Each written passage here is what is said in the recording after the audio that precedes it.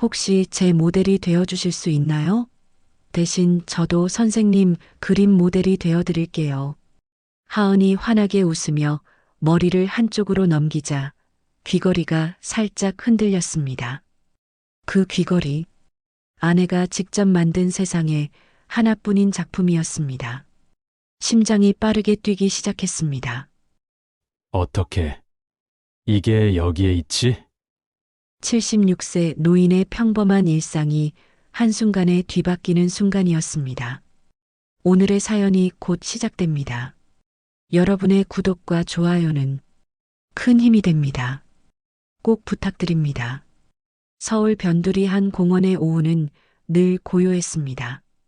도심의 소음이 멀리 들려오지만 이곳만은 시간이 멈춘 듯 평화로웠죠.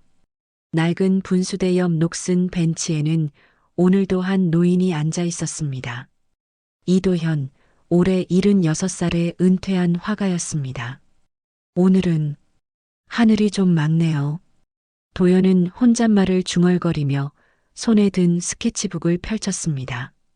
세월에 달아 모서리가 해진 스케치북이었지만 그에게는 소중한 동반자였죠. 연필을 쥔 손가락 끝에는 아직도 화가의 감각이 살아 있었습니다. 젊은 시절 화실에서 밤새워 그림을 그리던 그 감각 말입니다. 공원에는 간간히 사람들이 지나갔습니다.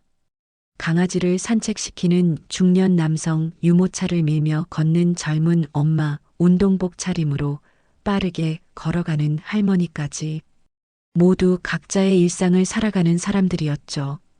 도연의 눈에는 이 모든 풍경이 그림의 소재로 보였습니다. 하지만 연필 끝에서 나오는 건 언제나 같은 모습이었습니다. 20살 무렵의 젊은 여인, 긴 머리를 한쪽으로 넘기며 웃고 있는 모습이었죠. 스케치북 페이지마다 그려진 건 모두 같은 사람이었습니다. 윤미정, 도연의 아내였습니다. 미정아. 도연은 작은 목소리로 이름을 불러봤습니다. 아무도 대답하지 않는 이름이었죠. 벌써 20해가 흘렀습니다. 아내가 세상을 떠난 지 말입니다. 50대 중반의 나이에 갑작스럽게 찾아온 병마 앞에서 도연은 아무것도 할 수 없었습니다. 그저 병원 복도에서 기다리고 또 기다렸죠. 그 이후로 도연의 삶은 회색빛이었습니다. 화려했던 화가로서의 인생도 끝났고 개인전도 더 이상 열지 않았습니다. 작업실도 정리했죠. 이제 남은 건 이 낡은 스케치북과 연필 몇 자루뿐이었습니다. 동네 사람들은 도연을 조용한 노인 정도로만 알고 있었습니다. 매일 같은 시간에 나타나 벤치에 앉아 뭔가를 그리는 할아버지. 누구와도 대화하지 않고 인사만 가볍게 주고받는 사람이었죠. 사실 도연 자신도 그런 평범한 일상에 익숙해져 있었습니다. 아저씨, 안녕하세요. 오늘도 평소처럼 지나가던 중학생이 인사를 건넸습니다. 도연은 고개를 끄덕이며 미소로 답했죠. 아이들은 참 순수했습니다. 도연이 누구인지 어떤 삶을 살았는지 모르지만 그냥 친근하게 인사를 건넸으니까요. 해가 서쪽으로 기울기 시작했습니다. 분수대에서 나오는 물소리가 더욱 선명하게 들렸죠. 도연은 스케치북을 덮고 연필을 정리했습니다. 오늘 그린 그림도 역시 아내의 모습이었습니다. 젊은 시절 처음 만났을 때의 그 환한 미소 말입니다. 집으로 돌아가는 길, 도연은 문득 생각했습니다. 이런 일상이 언제까지 계속될까요? 매일 같은 벤치에 앉아 같은 사람을 그리고 같은 시간에 집으로 돌아가는 이 반복적인 하루 말입니다.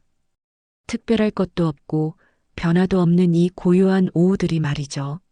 하지만 도연은 알지 못했습니다. 내일 이 평범한 일상에 작은 변화가 찾아올 거라는 걸 말입니다. 다음 날도 도연은 어김없이 공원을 찾았습니다. 같은 벤치, 같은 시간이었죠. 스케치북을 펼치고 연필을 쥐려는 순간 누군가 다가오는 소리가 들렸습니다. 안녕하세요, 선생님. 도연이 고개를 돌리자 20살 정도로 보이는 여학생이 서 있었습니다. 긴 생머리에 단정한 인상의 소녀였죠. 손에는 커다란 스케치북과 연필통을 들고 있었습니다. 저 미술학과 학생인데요. 정하은이라고 합니다. 하은은 공손하게 인사를 했습니다. 도연은 잠시 당황했죠. 이 공원에서 누군가 먼저 말을 걸어온 건 정말 오랜만이었으니까요. 혹시 제가 부탁드려도 될까요? 과제 때문에 모델을 구하고 있거든요. 하은의 목소리에는 간절함이 담겨 있었습니다. 도연은 고개를 갸우뚱했죠. 모델이요? 네, 인물 드로잉 과제인데 선생님 같이 품격 있으신 분을 그리고 싶어서요. 대신 저도 선생님 그림의 모델이 되어 드릴게요. 어떠세요? 하은이 환하게 웃으며 머리를 한쪽으로 넘겼습니다. 그 순간 도연의 시선이 멈췄죠. 하은의 귀에 달린 작은 귀걸이가 햇살에 반짝였습니다. 도연의 심장이 빠르게 뛰기 시작했습니다. 그 귀걸이, 은빛으로 만들어진 작은 나비 모양의 귀걸이였습니다. 세상에서 단 하나뿐이라고 생각했던 그것이었죠. 선생님, 괜찮으시겠어요? 하은의 목소리가 들렸지만 도연은 대답할 수 없었습니다. 머릿속이 하얘졌거든요. 20여 년 전 아내 미정이 은세공을 배우며 손수 만들었던 바로 그 귀걸이였습니다. 미정은 당시 취미로 은세공을 배우고 있었습니다. 서툰 솜씨였지만 정성을 다해 작은 나비 하나를 완성했죠. 그리고는 자랑스럽게 도연에게 보여줬습니다. 자기야, 어때? 나비가 날아갈 것 같지 않아? 미정이 귀걸이를 흔들어 보이며 웃던 모습이 선명하게 떠올랐습니다. 그때 도연은 농담 반 진담 반으로 말했죠. 세상에서 단 하나뿐인 작품이네. 우리 미정이가 만든 거니까. 그런데 지금 눈앞에 낯선 소녀가 그 귀걸이를 달고 있었습니다. 어떻게 이런 일이 가능할까요? 선생님, 혹시 어디 아프세요? 하은이 걱정스러운 표정으로 물었습니다. 도연은 가까스로 정신을 차렸죠. 아, 아니야. 괜찮다. 그런데 도연은 최대한 자연스럽게 물어보려 했습니다. 그 귀걸이 참 예쁘구나. 어디서 난 거니? 아, 이거요? 하은이 귀걸이를 살짝 만졌습니다. 그냥 집에 있던 거예요. 엄마 방 서랍에서 찾았거든요. 오래된 거라고 하시는데 너무 예뻐서 버리기 아까웠어요. 엄마라는 단어에 도연의 머릿속이 다시 한번 뒤엉켰습니다. 이 아이의 엄마가 어떻게 미정의 귀걸이를 가지고 있을 수 있을까요? 엄마가 직접 만드신 건가? 아니에요. 엄마는 그런 재주가 없으세요. 아마 누군가한테 받은 것 같은데 자세한 건 잘 모르겠어요. 하은은 천진난만하게 대답했습니다. 하지만 도연에게는 충격적인 말이었죠. 미정이 직접 만들었던 세상에 하나뿐인 귀걸이가 어떻게 이 아이 손에 들어올 수 있었을까요? 선생님, 그럼 모델 부탁 들어주시겠어요? 하은이 다시 물었습니다. 도연은 고개를 끄덕였죠. 사실 모델이고 뭐고 상관없었습니다. 지금 가장 중요한 건 이 아이와 더 많은 시간을 보내며 귀걸이의 비밀을 알아내는 것이었으니까요. 그럼 언제부터 시작할까? 정말요? 감사합니다. 하은이 환하게 웃었습니다. 그 순간 도연은 또 한 번 충격을 받았죠. 웃는 모습이 젊은 시절 미정과 너무도 닮아 있었거든요. 특히 눈가에 생기는 작은 주름까지 말입니다. 그럼 내일 같은 시간에 여기서 만날까요? 네, 좋아요. 하은이 기뻐하며 자리를 떠났습니다. 도연은 그 뒷모습을 멍하니 바라봤죠. 머릿속에는 수많은 의문이 떠올랐습니다. 그날 밤 도연은 잠을 이룰 수 없었습니다. 미정의 귀걸이, 그리고 하은이라는 소녀. 이 모든 것이 우연일까요? 아니면 숨겨진 비밀이 있는 걸까요? 도연은 결심했습니다. 반드시 진실을 알아내겠다고 말입니다. 다음 날 오후 도연은 평소보다 일찍 공원에 나왔습니다. 밤새 뒤척이며 잠 못 이룬 얼굴이었지만 눈빛만은 예전과 달랐죠. 하은을 기다리는 동안 도연은 계속해서 어제 본 귀걸이를 떠올렸습니다. 선생님, 안녕하세요. 약속 시간 정각에 하은이 나타났습니다. 오늘도 그 귀걸이를 달고 있었죠. 햇살 아래서 은은하게 반짝이는 나비 모양의 귀걸이였습니다. 어서 와라. 그럼 어떻게 하면 되지? 도연은 최대한 자연스럽게 행동하려 했습니다. 하지만 시선은 자꾸만 하은의 귀걸이로 향했죠. 편하게 앉아 계시면 돼요. 저는 선생님 모습을 그릴 테니까요. 하은이 스케치북을 펼치고 연필을 잡았습니다. 진지한 표정으로 도연을 바라보는 모습이 꽤나 프로페셔널했죠. 하은아. 네. 그 귀걸이 말인데.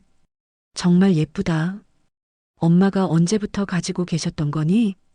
도연은 조심스럽게 물었습니다. 너무 직접적으로 묻기보다는 자연스럽게 대화를 유도하려 했죠. 글쎄요. 제가 어릴 때부터 엄마 서랍에 있었던 것 같아요. 한 번도 끼시는 걸 본 적은 없는데 왜 그런지 모르겠어요. 하은이 대답하며 연필을 움직였습니다.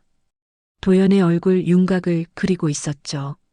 엄마께서 젊으셨을 때 어떤 분이셨는지 궁금하구나. 엄마요? 하은이 잠시 연필을 멈추고 생각에 잠겼습니다.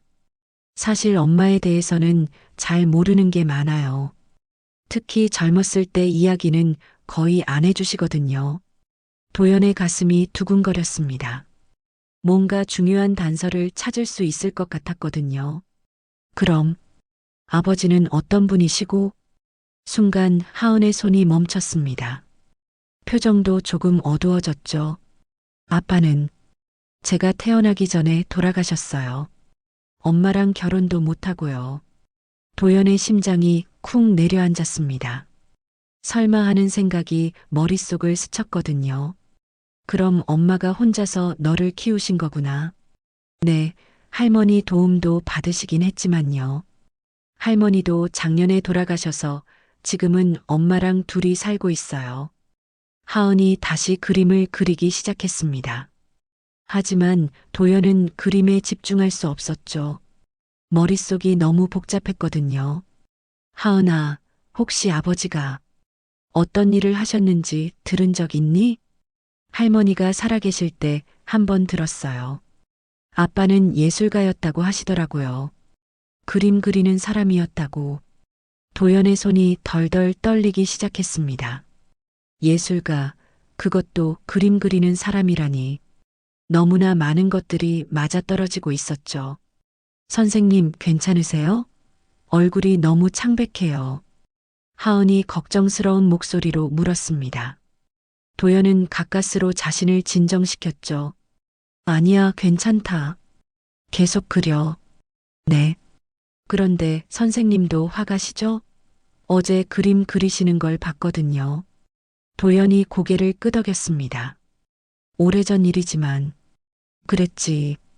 와, 정말 멋있어요. 저도 나중에 유명한 화가가 되고 싶거든요. 하은의 눈이 반짝였습니다. 꿈을 이야기할 때의 그 순수한 열정이 도연의 마음을 아프게 했죠. 하은아, 엄마 성함이 혹시 뭐니? 도연은 더 이상 참을 수 없어서 직접적으로 물었습니다. 정은실이에요. 왜요? 순간 도연의 세상이 무너지는 느낌이었습니다. 정은실. 그 이름은 미정의 절친한 친구 이름이었죠. 대학 시절부터 미정과 함께 다녔던 단짝 친구였습니다. 도연은 기억했습니다. 미정이 세상을 떠나기 몇 년 전 가끔씩 은실을 만나러 간다고 했던 것을 말입니다. 그때마다 조금 이상한 기분이었죠. 평소보다 화장을 더 진하게 하고 예쁜 옷을 입고 나가곤 했거든요. 그리고 돌아올 때면 항상 눈이 빨갛게 부어 있었습니다.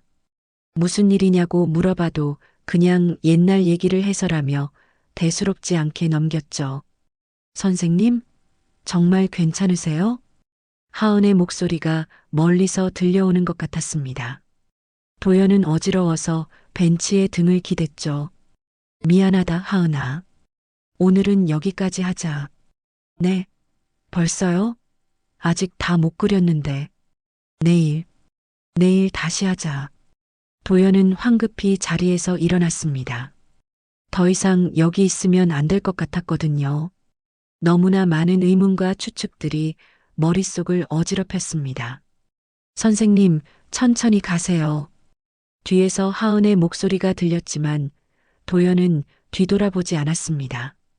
집으로 돌아가는 길 내내 한 가지 생각만이 머릿속을 맴돌았죠. 미정이 은실에게 귀걸이를 줬을까? 그렇다면 왜?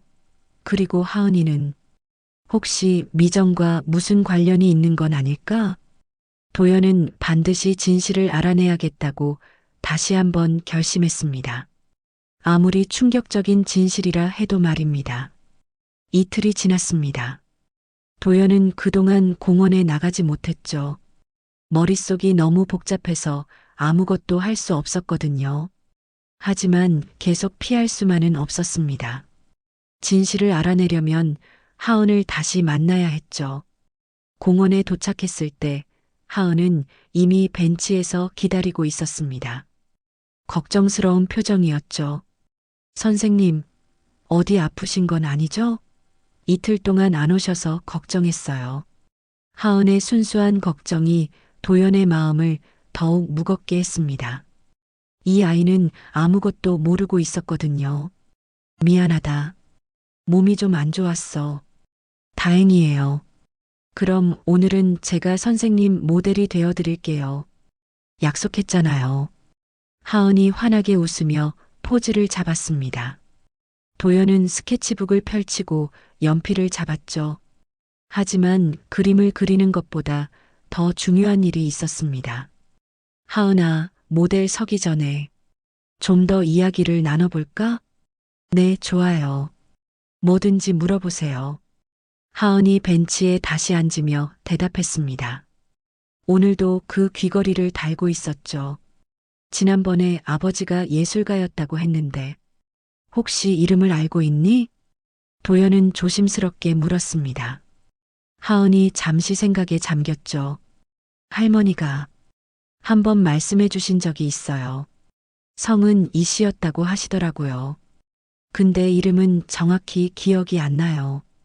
이 씨라는 말에 도연의 심장이 다시 빠르게 뛰기 시작했습니다. 자신의 성이었거든요. 혹시 이도연이라는 이름은 들어본 적 없니? 순간 하은의 눈이 커졌습니다. 그 이름 어디서 들었지? 하은이 고개를 갸우뚱했죠. 도연은 숨을 죽이고 기다렸습니다. 아, 맞다.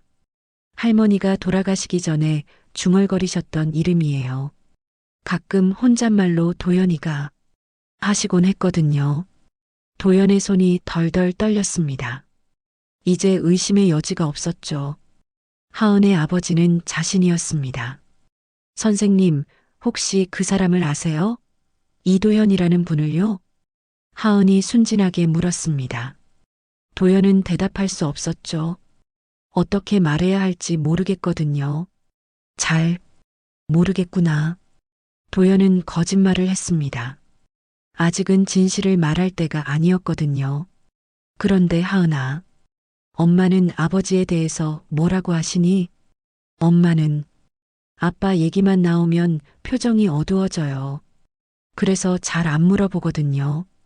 하은의 목소리가 작아졌습니다.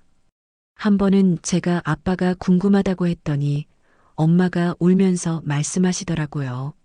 내 아빠는 좋은 사람이었지만 만날 수 없는 사람이었다고요. 만날 수 없는 사람. 그 말이 도연의 가슴을 파고들었습니다. 미정은 은실에게 무슨 얘기를 했던 걸까요? 그리고 가끔 엄마가 이상한 말을 하세요. 하은이 계속 말했습니다. 내가 크면 꼭 찾아가야 할 사람이 있다고 하시면서요. 그런데 누군지는 안 가르쳐 주세요. 도연의 심장이 멈출 것 같았습니다. 찾아가야 할 사람. 혹시 그게 자신을 의미하는 건 아닐까요? 하은아, 혹시 엄마가 그 귀걸이에 대해서 뭔가 말씀하신 적 있니? 귀걸이요? 하은이 귀걸이를 만지며 대답했습니다. 한 번은 제가 이걸 버리려고 했거든요. 너무 낡아서요. 그런데 엄마가 깜짝 놀라시면서 절대 버리면 안 된다고 하시더라고요. 왜 그러셨을까? 그건 내 아빠의 마지막 선물이다라고 하시더라고요. 그리고 언젠가 그 의미를 알게 될 날이 올 거다라고도 하시고요. 도연은 이제 모든 것을 이해했습니다. 미정이 귀걸이를 은실에게 준 이유, 그리고 하은이 그것을 갖고 있는 이유까지 말입니다. 20여 년 전 미정이 가끔씩 은실을 만나러 갔던 이유도 이제 알 것 같았습니다. 하은을 보기 위해서였겠죠. 자신의 딸을 멀리서나마 지켜보기 위해서 말입니다. 선생님, 왜 그렇게 눈물이 나세요? 하은의 목소리에 도연은 정신을 차렸습니다. 언제부터인지 눈물이 흘러내리고 있었죠. 아니야. 바람이 불어서 그래. 도연은 황급히 눈물을 닦았습니다. 선생님, 혹시 제가 뭔가 잘못 말한 건 아니죠? 아니다. 내가 잘못한 건 아니야. 도연은 하은을 바라봤습니다. 자신의 딸이었습니다. 미정이 혼자 키웠던 자신이 존재조차 몰랐던 소중한 딸이었죠. 그날 밤 도연은 오랜만에 미정의 사진을 꺼내봤습니다. 젊은 시절 함께 찍었던 사진이었죠. 사진 속 미정은 환하게 웃고 있었습니다. 미정아, 왜 말하지 않았니? 왜 혼자 그 무거운 짐을 지고 살았니? 도연은 사진을 가슴에 안고 흐느꼈습니다. 이제야 알게 된 진실이 너무나 아팠거든요. 도연은 며칠 동안 잠을 제대로 이루지 못했습니다. 하은이 자신의 딸이라는 사실을 받아들이기가 쉽지 않았거든요. 그보다 더 힘든 건 미정이 왜 그 사실을 숨겼는지 이해할 수 없다는 것이었죠. 결국 도연은 결심했습니다. 하은의 집을 직접 확인해 보기로 말입니다. 진실을 알려면 더 많은 단서가 필요했거든요. 오후 늦은 시간 도연은 하은을 몰래 따라가기 시작했습니다. 공원에서 헤어진 후 하은이 어느 방향으로 가는지 지켜봤죠. 마음 한편으로는 이런 자신이 비열하다는 생각도 들었지만 다른 방법이 없었습니다. 하은은 공원에서 나와 버스를 탔습니다. 도연도 서둘러 같은 버스에 올랐죠. 다행히 하은은 도연을 알아보지 못했습니다. 버스 뒷자리에서 조용히 앉아 있었거든요. 10여 분 후 하은이 내렸습니다. 도연도 몇 정거장 뒤에 내려서 걸어서 따라갔죠. 마음이 점점 무거워졌습니다. 이런 식으로 자신의 딸을 미행하고 있다는 현실이 씁쓸했거든요. 하은이 들어간 곳은 오래된 주택가였습니다. 좁은 골목길 사이사이로 낡은 집들이 옹기종기 모여 있었죠. 하은은 그중 한 집 앞에서 멈췄습니다.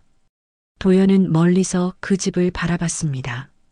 2층짜리 작은 집이었는데 대문 옆에 작은 현판이 걸려 있었죠. 가까이 가서 보니 정은실이라고 적혀 있었습니다. 순간 도연의 다리가 휘청거렸습니다. 정말로 미정의 친구 은실의 집이었거든요. 이제 더 이상 의심할 여지가 없었습니다. 하은이 집 안으로 들어간 후 도연은 한참 동안 그 자리에 서 있었습니다. 어떻게 해야 할지 몰랐거든요. 당장 문을 두드리고 들어가서 모든 걸 확인하고 싶었지만 용기가 나지 않았습니다. 엄마 왔어요. 집안에서 하은의 목소리가 들렸습니다. 밝고 활기찬 목소리였죠. 어서 와, 우리 딸. 오늘은 어땠어? 이번에는 중년 여성의 목소리가 들렸습니다. 도연은 가슴이 두근거렸죠. 그 목소리, 어디선가 들었던 것 같았거든요. 문득 창문으로 불빛이 새어나왔습니다. 도연은 조심스럽게 다가가서 틈새로 안을 들여다봤죠. 거실에서 하은과 한 중년 여성이 대화하고 있었습니다. 그 순간 도연의 심장이 멈출 뻔했습니다. 중년 여성의 얼굴이 선명하게 보였거든요. 나이는 들었지만 분명히 기억나는 얼굴이었습니다. 은실이었습니다. 은실은 젊은 시절과 비교하면 많이 변해 있었습니다. 머리카락은 희끗희끗했고 얼굴에는 주름이 깊게 패여 있었죠. 하지만 눈매만큼은 예전 그대로였습니다. 하은아, 오늘도 그 할아버지 만났어? 네, 정말 좋은 분이에요. 그림도 잘 그리시고 저한테 친절하게 해주시고요. 하은의 대답에 은실의 표정이 복잡해졌습니다. 그분, 혹시 이름이 뭐라고 하시던? 아직 제대로 여쭤보지 못했어요. 근데 왜요? 은실이 잠시 침묵했습니다. 그리고는 한숨을 깊게 내쉬었죠. 아니야. 그냥. 도연은 더 이상 들을 수 없었습니다. 은실이 자신을 의심하고 있는 것 같았거든요. 혹시 하은을 통해 자신의 정체가 들킬까봐 걱정됐습니다. 집에서 조금 떨어진 골목에서 도연은 비를 맞으며 한참을 서 있었습니다. 언제부터인지 비가 내리기 시작했거든요. 하지만 도연은 그것조차 느끼지 못했습니다. 머릿속에는 온갖 생각들이 뒤엉켜 있었죠. 미정은 왜 자신에게 임신 사실을 숨겼을까요? 그리고 왜 은실에게 아이를 맡겼을까요? 20여 년 전으로 기억을 되돌려 봤습니다. 그때 미정의 행동들이 이제야 이해됐죠.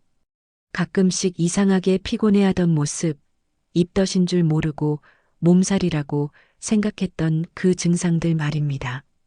그리고 미정이 갑자기 며칠씩 친정에 간다고 했던 일들도 기억났습니다. 아마 그때 은실의 집에서 하은을 낳고 기르고 있었던 거겠죠. 왜 나한테 말하지 않았니, 미정아? 도연은 빗속에서 중얼거렸습니다. 목소리가 떨리고 있었죠. 문득 이상한 생각이 들었습니다.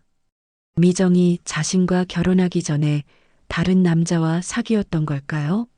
그래서 임신을 했지만 말하지 못했던 걸까요? 하지만 그렇다면 왜 귀걸이를 하은에게 줬을까요? 그리고 왜 아버지가 예술가라고, 그것도 그림을 그리는 사람이라고 했을까요? 도연은 혼란스러웠습니다. 너무나 많은 의문들이 꼬리에 꼬리를 물고 이어졌거든요. 비는 점점 더 세게 내렸습니다. 도연의 옷은 이미 흠뻑 젖어 있었죠. 하지만 도연은 그 자리를 떠날 수 없었습니다. 하은이 있는 집을 바라보며 계속 서 있었죠. 창문 너머로 보이는 하은의 모습이 너무나 소중해 보였습니다. 자신의 딸이었거든요. 20여 년 동안 모르고 살았던, 그리고 이제야 찾은 소중한 딸이었습니다. 도연은 그날 밤 집에 돌아가서도 잠들 수 없었습니다. 내일 하은을 만나면 어떻게 해야 할지 모르겠었거든요. 진실을 말해야 할까요? 아니면 계속 숨겨야 할까요? 한 가지 확실한 건 있었습니다. 이제 하은을 그냥 남처럼 대할 수는 없다는 것이었죠. 밤새 잠 못 이룬 도연은 이른 아침부터 스케치북을 펼쳤습니다. 하지만 연필을 쥔 손은 계속 떨렸죠. 머릿속이 너무 복잡해서 아무것도 그릴 수 없었거든요. 결국 도연은 오래된 서랍을 열었습니다. 미정의 유품들이 고스란히 보관되어 있는 곳이었죠. 맨 아래쪽에서 두꺼운 앨범을 꺼냈습니다. 미정과 함께 찍었던 사진들이 가득했죠. 페이지를 넘기다가 도연의 손이 멈췄습니다. 미정이 혼자 찍은 사진이 있었거든요. 배가 살짝 부른 모습이었습니다. 사진 뒷면에는 미정의 글씨로 날짜가 적혀 있었죠. 이게 언제 찍은 사진이지? 도연은 날짜를 계산해 봤습니다. 20여 년 전 미정이 몸살이 심하다며 친정에 자주 갔던 그 시기였죠. 이제야 모든 것이 명확해졌습니다. 사진 속 미정은 미소를 짓고 있었지만 눈가에는 슬픔이 어려 있었습니다. 혼자서 얼마나 힘들었을까요? 왜 자신에게 말하지 않았을까요?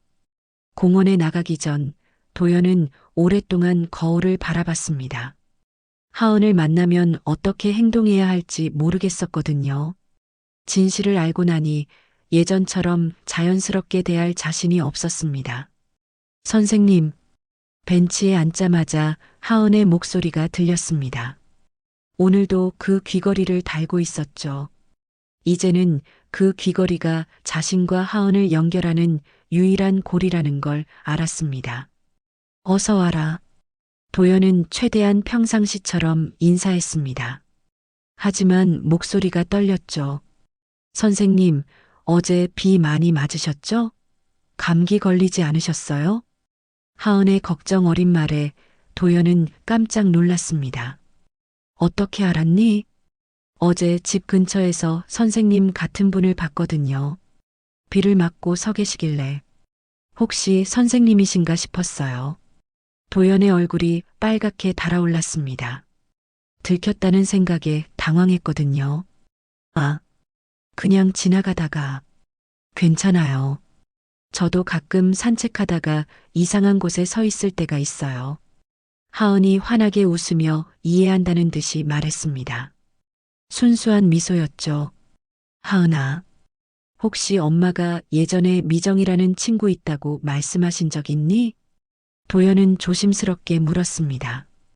더 이상 참을 수 없었거든요. 미정이요? 하은이 고개를 갸우뚱했습니다. 들어본 것 같긴 한데. 아, 맞다. 할머니가 가끔 그 이름을 부르셨어요. 미정이가 어떻게 지내나 하시면서요. 그럼 엄마는 뭐라고 하시던? 엄마는 그 이름만 나오면 표정이 이상해져요. 슬픈 것 같기도 하고 미안한 것 같기도 하고 도연의 가슴이 아팠습니다. 은실도 미정에 대해 복잡한 감정을 갖고 있는 것 같았거든요. 하은아, 나한테 하고 싶은 말 없니? 도연은 갑자기 그런 질문을 던졌습니다.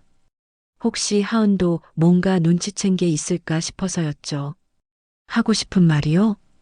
하은이 잠시 생각하더니 조심스럽게 입을 열었습니다. 사실 선생님을 처음 봤을 때부터 이상한 느낌이 들었어요. 도연의 심장이 빠르게 뛰기 시작했습니다. 어떤 느낌? 왠지 모르게 친근한 느낌이었어요. 처음 보는 분인데도 편안했거든요. 그리고 하은이 망설이더니 계속 말했습니다. 선생님이 저를 보는 눈빛이 특별한 것 같았어요. 그냥 모델을 보는 눈빛이 아니라 뭔가 더 깊은 감정이 있는 것 같았거든요. 도연은 할 말을 잃었습니다. 하은이 자신의 마음을 읽고 있었던 거죠. 그리고 제가 가족 얘기를 할 때마다 선생님이 너무 진지하게 들으세요. 마치 저와 관련이 있으신 것처럼요. 하은아. 도연이 무언가 말하려는 순간 하은이 먼저 말했습니다. 혹시 선생님이 제가 찾고 있는 그 사람인가요? 순간 도연의 세상이 조용해졌습니다. 분수대 소리도 새소리도 들리지 않았죠. 찾고 있는 사람? 엄마가 말씀하신 그 사람이요. 제가 꼭 찾아가야 할 사람이라고 하신 하은의 목소리가 떨렸습니다. 그 순간 도연은 깨달았죠. 하은도 진실을 알고 싶어 한다는 것을 말입니다. 하은아, 만약 그렇다면 어떻게 하겠니? 기쁠 것 같아요. 하은이 주저없이 대답했습니다. 왜냐하면 그동안 너무 궁금했거든요. 제 아빠가 어떤 분인지, 어떻게 생겼는지, 어떤 성격인지, 그리고 저를 사랑해 주실지도요. 하은의 순수한 말에 도연의 눈가가 뜨거워졌습니다. 하은아, 내 아빠는 분명히 너를 사랑할 거야. 세상에서 가장 소중하게 생각할 거고. 정말이요? 정말이야. 도연은 확신에 찬 목소리로 대답했습니다. 그 순간 하은의 눈에도 눈물이 맺혔죠. 선생님, 혹시 정말로 하은이 말을 끝내지 못했습니다. 너무 큰 기대를 하기가 무서웠거든요. 도연은 결심했습니다. 이제 더 이상 숨길 수 없었습니다. 하지만 진실을 말하기 전에 먼저 해야 할 일이 있었죠. 은실을 만나는 것이었습니다. 하은아, 내일 엄마께 인사드리러 가도 될까? 네, 정말요? 하은의 얼굴이 환해졌습니다. 네, 엄마도 선생님을 만나보고 싶어 하실 거예요. 도연은 고개를 끄덕였습니다. 이제 모든 것을 정리할 때가 왔다는 걸 느꼈거든요. 다음 날 오후 도연은 하은과 함께 그 집 앞에 서 있었습니다. 어제 밤새 연습했던 말들이 머릿속에서 사라져버렸죠. 가슴이 너무 빠르게 뛰어서 숨을 제대로 쉴 수 없었습니다. 선생님, 긴장하지 마세요. 우리 엄마는 좋은 분이에요. 하은이 도연의 떨리는 손을 보며 말했습니다. 하지만 도연의 긴장은 쉽게 풀리지 않았죠. 엄마 왔어요. 하은이 문을 열고 들어가며 큰 소리로 불렀습니다. 곧이어 발걸음 소리가 들리더니 은실이 나타났죠. 어서 와, 하은아. 그리고 은실의 말이 중간에 끊어졌습니다. 도연을 본 순간 얼굴이 하얗게 질렸거든요. 도연이? 은실의 떨리는 목소리였습니다. 하은이 깜짝 놀라며 두 사람을 번갈아 봤죠. 엄마, 선생님을 아세요? 하은아, 잠깐 밖에서 기다려줄래? 은실이 간신히 말을 꺼냈습니다. 목소리가 많이 떨렸죠. 네, 왜요? 엄마가 선생님과 중요한 얘기가 있어서 그래. 잠깐만. 하은은 의아해했지만 순순히 밖으로 나갔습니다. 집안에는 도연과 은실만 남았죠. 정말 도연이 맞니? 은실이 다가오며 물었습니다. 눈에는 벌써 눈물이 맺혀 있었죠. 은실아, 오랜만이야. 도연도 목이 메었습니다. 20여 년 만에 만나는 미정의 친구였거든요. 어떻게 하은이를 알게 됐니? 우연히 공원에서 만났어. 그런데 귀걸이를 보고 도연이 말하자 은실이 고개를 끄덕였습니다. 그 귀걸이 미정이가 만든 거였지? 맞아. 미정이가 하은이를 위해 만든 거야. 은실의 대답에 도연의 가슴이 아팠습니다. 은실아, 왜 나한테 말하지 않았니? 미정이가 임신했다는 걸 왜? 도연아, 은실이 눈물을 흘리며 말했습니다. 미정이가 말하지 말라고 했어. 절대로 너한테는 말하지 말라고. 왜 그랬을까? 도연의 목소리에는 절망이 섞여 있었습니다. 미정이가 너를 너무 사랑했어. 그래서 너의 앞길을 막고 싶지 않았던 거야. 은실이 소파에 주저앉으며 계속 말했습니다. 그때 너는 화가로서 막 이름을 알리기 시작했잖아. 개인전도 준비하고 있었고, 미정이는 자신 때문에 내 꿈이 무너지는 걸 원하지 않았어. 도연은 할 말을 잃었습니다. 미정의 마음을 이제야 이해할 것 같았거든요. 그리고 미정이는 자신이 오래 살지 못할 것 같다고 했어. 몸이 자꾸 안 좋아진다면서. 그때부터 몸이 안 좋았던 거야? 응. 임신하면서 더 악화됐지. 의사는 아이를 낳으면 위험할 수도 있다고 했어. 하지만 미정이는 끝까지 낳겠다고 했지. 도연의 눈에서 눈물이 흘러내렸습니다. 미정이 혼자서 얼마나 힘들었을까 생각하니 가슴이 찢어질 것 같았거든요. 하은이를 낳고 나서도 미정이는 계속 너를 걱정했어. 하은이를 키우느라 내 인생이 힘들어질까봐. 바보. 정말 바보야. 나는 상관없었는데. 도연이 흐느끼며 말했습니다. 미정이도 알았어. 하지만 그게 미정이 방식이었어. 사랑하는 사람을 위해서라면 자신을 희생하는 것도 괜찮다고 생각하는. 은실도 울고 있었습니다. 그래서 미정이는 나한테 하은이를 부탁했어. 절대 너한테 알리지 말고 하은이를 잘 키워달라고. 그럼 미정이는 언제까지 하은이를 봤니? 하은이가 5살 때까지 가끔씩 와서 멀리서 지켜봤어. 하은이는 몰랐지만 도연은 이제 모든 것을 이해했습니다. 미정이 가끔씩 은실을 만나러 간다고 했던 이유, 그리고 돌아올 때마다 눈이 빨갛게 부어 있었던 이유까지 말입니다. 하은이에게는 뭐라고 했니? 아빠는 예술가였다고 했어. 그리고 좋은 사람이었지만 만날 수 없는 사람이라고. 만날 수 없는 사람. 도연이 중얼거렸습니다. 미정이가 마지막에 한 말이 있어. 은실이 조심스럽게 말했습니다. 하은이가 성인이 되면 그때는 진실을 말해도 좋다고 했어. 그리고 이 귀걸이를 주면서 언젠가 너를 찾을 수 있는 단서가 될 거라고 했지. 도연은 이제야 미정의 계획을 이해했습니다. 귀걸이는 단순한 장신구가 아니었죠. 언젠가 자신과 하은이를 연결해줄 메시지였던 겁니다. 밖에서 하은의 목소리가 들렸습니다. 엄마, 아직 안 끝났어요? 은실과 도연이 서로를 바라봤습니다. 이제 하은이에게 말해야 하지 않을까? 도연이 조심스럽게 물었습니다. 그래, 이제는 때가 된 것 같아. 은실이 고개를 끄덕였습니다. 하은아, 들어와. 문이 열리며 하은이 들어왔습니다. 두 사람의 눈이 빨갛게 부어 있는 걸 보고 놀랐죠. 엄마, 왜 우세요? 선생님도. 하은아, 엄마가 너한테 중요한 얘기가 있어. 은실이 하은의 손을 잡고 소파에 앉혔습니다. 이분이 내 아빠야. 순간 하은의 눈이 커졌습니다. 그리고는 도연을 바라봤죠. 정말, 정말요? 도연이 고개를 끄덕였습니다. 목이 메어서 말이 나오지 않았거든요. 아빠, 하은이 작은 목소리로 불렀습니다.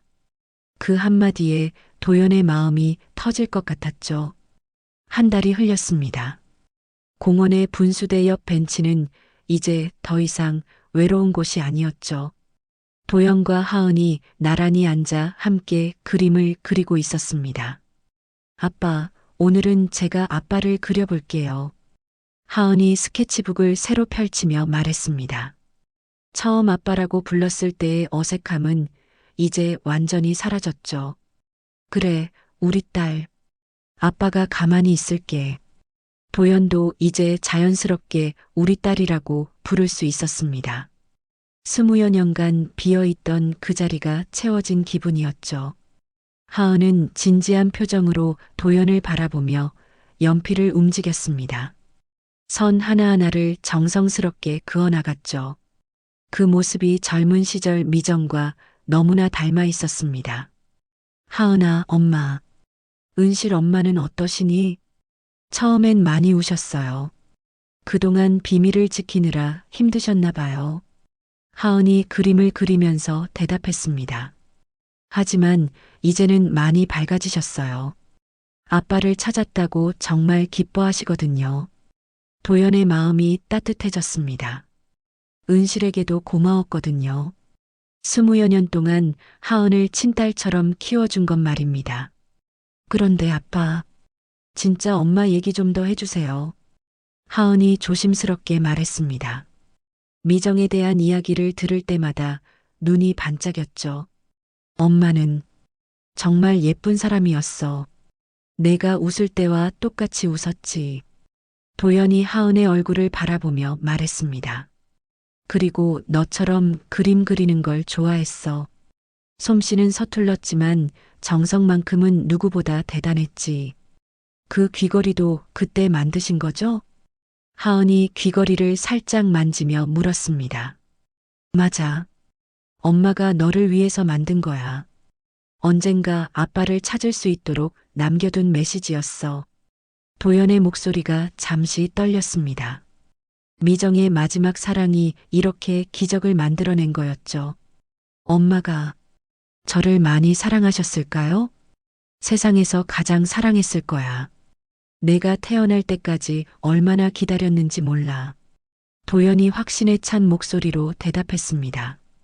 그럼 아빠도 저를 사랑하시죠? 하은이 그림 그리는 손을 멈추고 도연을 바라봤습니다. 간절한 눈빛이었죠. 당연하지. 세상에서 가장 소중한 우리 딸인걸. 도연의 대답에 하은의 얼굴에 환한 미소가 떠올랐습니다. 다 그렸어요. 하은이 스케치북을 도연에게 보여줬습니다. 도연이 벤치에 앉아 미소 짓는 모습이 따뜻하게 그려져 있었죠. 와, 정말 잘 그렸구나. 아빠보다 실력이 훨씬 좋은데? 정말요? 아빠가 가르쳐 주셔서 많이 늘었어요. 하은이 자랑스러워했습니다. 하은아, 앞으로 뭐가 되고 싶니? 화가요. 아빠처럼 멋진 화가가 되고 싶어요. 그럼 아빠가 많이 도와줄게. 우리 함께 그림 공부하자. 도연의 제안에 하은이 두 손을 모으며 기뻐했습니다. 정말요? 와, 너무 좋아요. 그때 바람이 불어왔습니다. 분수대에서 물방울이 바람에 날려 두 사람에게 살짝 닿았죠. 시원하고 상쾌한 느낌이었습니다. 아빠, 이제 매일 여기서 만날 수 있는 거죠? 그럼. 아빠는 매일 여기 있을 거야. 도연이 대답하며 하은의 머리를 쓰다듬었습니다. 그런데 하은아, 아빠한테도 배울 게 많을 것 같아. 네, 뭐요? 어떻게 하면 좋은 아빠가 될 수 있는지 말이야. 아빠는 지금까지 아빠 노릇을 해본 적이 없거든. 도연의 솔직한 말에 하은이 웃었습니다. 괜찮아요. 저도 딸 노릇 잘하는 방법 모르거든요. 우리 천천히 배워가요. 하은의 말에 도연의 마음이 따뜻해졌습니다. 이 아이는 정말 미정을 닮아 있었죠. 마음씨까지 말입니다. 하은아, 오늘부터는 아빠가 너한테 그림 가르쳐 줄게. 와, 정말요? 응. 그리고 내가 아빠한테 젊은 감각을 가르쳐 줘. 요즘 젊은 사람들이 어떤 그림을 좋아하는지 말이야. 네, 제가 열심히 가르쳐 드릴게요. 두 사람이 웃음을 터뜨렸습니다. 공원에 그들의 웃음소리가 울려 퍼졌죠. 해가 서쪽으로 기울기 시작했습니다. 평소라면 집으로 돌아갈 시간이었지만 오늘은 달랐습니다. 도연에게는 함께 집으로 돌아갈 가족이 있었거든요. 아빠, 오늘 저녁은 엄마가 김치찌개 끓여주신대요. 같이 드실래요? 그럼. 아빠가 뭐 도와드릴 일은 없을까? 설거지요. 아빠가 설거지 담당이에요. 하은이 장난스럽게 말하며 도연의 팔을 잡았습니다. 알겠습니다. 우리 딸. 도연이 일어나며 대답했습니다. 벤치를 떠나기 전 잠시 분수대를 바라봤죠. 이곳에서 시작된 기적 같은 만남이었습니다. 아빠, 빨리 가요. 하은이 도연의 손을 잡고 앞장섰습니다. 두 사람의 그림자가 석양에 길게 늘어져 하나가 되었죠. 공원을 떠나며 도연은 생각했습니다. 인생에서 가장 아름다운 오후가 이제 시작되었다고 말입니다. 회색빛이었던 일상이 다시 색깔을 되찾았죠. 하은의 귀걸이가 석양에 반짝였습니다. 이제 그 귀걸이는 더 이상 슬픔의 상징이 아니었습니다. 사랑의 메시지였고 새로운 시작의 신호였죠. 아빠, 내일도 같이 그림 그려요.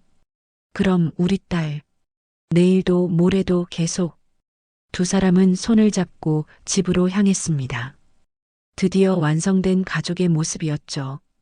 진호는 떨리는 손으로 우편물 봉투를 뜯었습니다. 근저당권 설정 등기 완료 통지서 3억 원? 서류에 적힌 집 주소를 확인한 순간 온몸이 얼어붙었어요.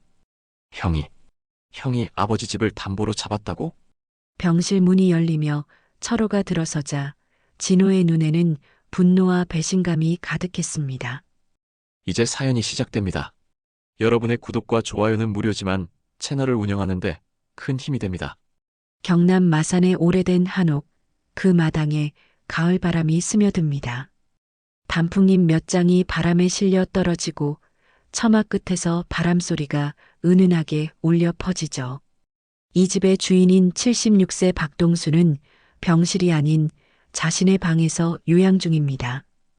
위암 2기 진단을 받은 지 벌써 석 달째, 병원에서 수술을 마치고 돌아온 이후로 집을 떠나본 적이 없었어요. 아버지, 오늘 컨디션은 어떠세요? 둘째 아들 박진호가 방문을 열며 들어섭니다.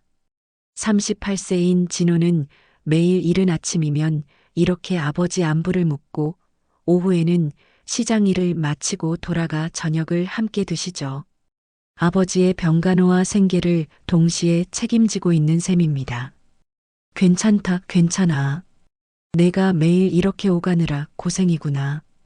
동수는 침대에 기대앉아 아들을 바라봅니다. 그의 얼굴에는 병마와 싸우는 피로함이 역력하지만 아들 앞에서만큼은 애써 웃음을 지으려 노력하고 있어요. 수술 자국이 아직도 아물지 않아 가끔씩 찌릿한 통증이 올라오지만 아들에게 걱정을 끼치고 싶지 않은 마음이 더 컸습니다. 진호는 아버지 옆에 앉아 혈압을 재고 오늘 드실 약을 정리해 둡니다. 혈압약, 소화제, 영양제까지 하루에 먹어야 할 약이 10알이 넘어요. 아버지, 약 드시기 전에 우유라도 한 잔 드세요. 속이 쓰리시면 안 되니까요. 진호는 정성스럽게 미지근한 우유를 데워 가져다 드립니다. 고맙다, 진호야. 정말 고마워. 동수는 우유를 한 모금 마시며 아들을 바라봅니다.